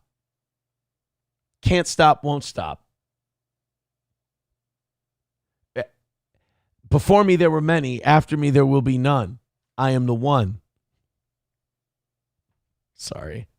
We should get back. We should get back to doing a show because right now I'm treating this like a fiesta remix from the homie from the Midwest side. Sorry, I went to Jay-Z and R. Kelly for that one. You guys want to talk about a guy who's mad about some Jewish shit on a float? Sounds good. By the way, I saw a story before the show started of it was a guy. It was a mugshot of a white guy who had committed some crime in Stearns County, and it was on the WJON website. And I'm so triggered by my past now that whenever I see a guy with a mugshot and a news story and it says Stearns County, I go, oh no, what the fuck did I do? It was not me. Good news, everybody. It wasn't me. It was a guy who stabbed another guy to death. So the good news is I didn't do it. And that always makes me feel good. No, annoyed Wawa supervisor. It was not my boy, Alec. Alec is the shit. I love Alec. He's great. Aces says, if you keep doing this, I want you to walk into oncoming traffic just like that deer will.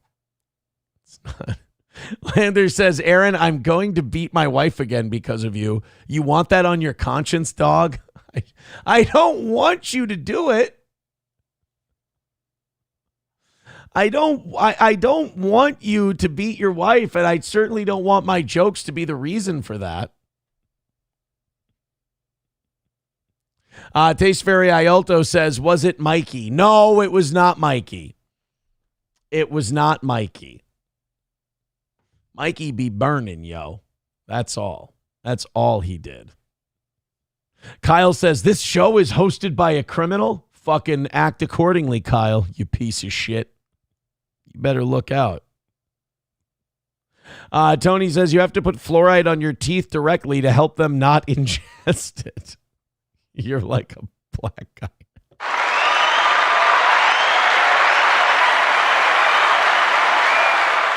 Butler Dick Jones says, button up one button to relax. I thought about it earlier. I did, but I didn't take any steps to do anything about it. I apologize. There we go. You know what? You're right. I was slutting it up a little too much earlier. God bless you, girls. You keep me young. All right. A Catholic bishop is not happy about a Halloween float in their neighborhood that had Nazi imagery in York County, Pennsylvania. I'm going to let you guys be the judge. Now, first of all, if you're a Catholic bishop and you see some shit with Nazi imagery on it, let the Jews complain about it. Not our pig, not our farm. That's what I say. Let's see, because we live in an age where people getting upset about something just gives them a reason to go to the news and they get sympathy because now they're a victim. So let's see if this is really that bad or if it's just some guy bitching to bitch and another guy kvetching to kvetch. And in York County, Hanover residents and religious leaders are responding after a replica of the Auschwitz concentration camp gate appeared on a Halloween parade float. All right, that's fucked up. That's a hard one to. If you're not seeing this in video, it is a float with a gate that says "Arbeeit macht frei" on it, which, of course, I believe I'm paraphrasing here. Was at the gates of Auschwitz, and it said, "Hard work will set you free." They lied. It's a false advert. I would have sued. That's false advertising. But they put that on a Halloween float. Look, again, I'm not saying that this Catholic bishop had to go and lodge a complaint about the thing, but this one's kind of tough to defend. It's a little on the big old nose. From St. Joseph Catholic School. The float, which was part of a community Halloween parade this week, is drawing criticism from residents who say the design is insensitive, inappropriate, and hateful. I mean, they should have kept this in their Young Republicans organization group chat where it belongs. One of those residents is retired Hanover educator Deborah Smith, who has a master's in genocide studies and spent her career teaching. Who the fuck gets a master's degree in that? God, that's horrible. Hey, I'm going for my master's. I'm going to spend, $75,000 to $100,000 more dollars on my education. Really? What are you getting your master's degree in? Genocide studies. What? Can't you just watch a documentary or something? No, I want to consume myself with genocide for years. Teaching Holocaust studies at Hanover High School. It was incredibly disturbing. I mean, when you go to a Halloween... What kind of job do you get with a master's degree in genocide studies? Like, what do you go to a bank and you're like, yeah, I'd love to join your hedge fund. I think I can really help out your company. Oh, really? What's your expertise? I know all there is to know about genocide. How is that going to help us short car loans? I don't really... Parade, you don't expect to see the gate of Auschwitz coming. Nobody expects the gates of Auschwitz. That's what makes it so sinister. Past you. And I thought, this makes no sense whatsoever. That this is here and that anybody would think. Somebody actually near that Auschwitz float sneezed. They went, achoo. And the person on the float went, where? Where do you see him? Again, tomorrow night, I fully expect you guys to wait until 5 minutes away from the end of the show to hit the goal. And by the way, no hard feelings. I totally get that it's my fault. It was acceptable. I think that's what I had the most trouble with is that somebody put it there, other people saw it, and nobody stopped to say, hey, I don't think we should do that. Well, let me tell you why. How do I put this? Most people in middle America don't really think about the suffering or complaints of Jewish people. I don't know how else to say it. I mean, if you made us make a list of what your guys' complaints would be, it would be Holocaust, and then most of us would be drawing a blank after that. I mean, really, we just don't know a lot about it. We aren't exposed to it that often in small town USA, until our house is foreclosed on and we got to talk to one of the people at the bank. We really don't have a lot of experience. So when you say, I can't believe that nobody at this parade thought to say anything about this. Well, it's a Halloween parade. It's supposed to be fun. Everybody's just out there having a good time and, complaining about an Auschwitz replica float just kind of brings everybody down. We did reach out to the school and they sent us a statement from Harrisburg's bishop. They're going to send everybody on that float to Auschwitz itself.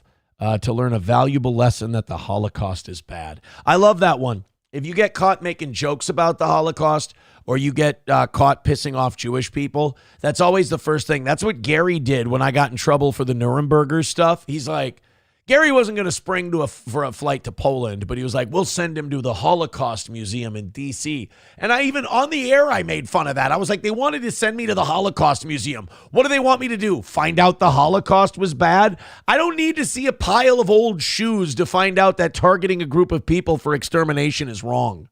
Reverend Timothy C. Sr. saying in part, quote, the inclusion of this image, one that represents the horrific suffering and murder of millions of innocent people, including 6 million Jews during the Holocaust, is profoundly offensive and unacceptable. I will admit, I don't know what the fuck those people were thinking. I don't know why they thought that an Auschwitz replica float would fly, but I guess technically it did until after. While the original approved design for this float did not contain this imagery, it does not change the fact that this highly recognizable symbol of hate was included. We will work with the school community to ensure that this incident becomes an opportunity for education and reflection and review approval processes so that such a grievous incident is never repeated. Here's the problem. At some point, you guys are going to have to let go of like the pearl clutching over the Holocaust, because what's happening is the same thing that's happening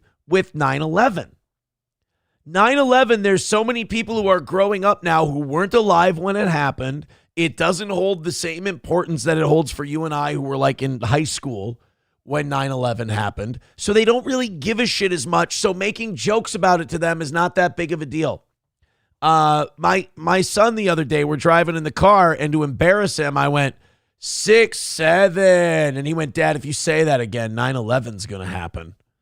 And he laughed. And I was like, oh, to him, 9/11 is like a thing in a history book, you know?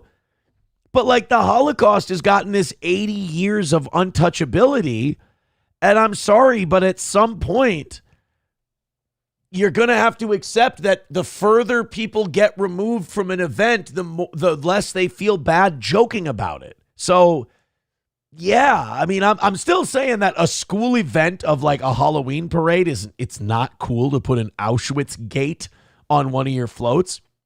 But we are going to have to stop with the sending people to the Holocaust Museum and punishing them forever. And oh my God, this is the worst thing ever.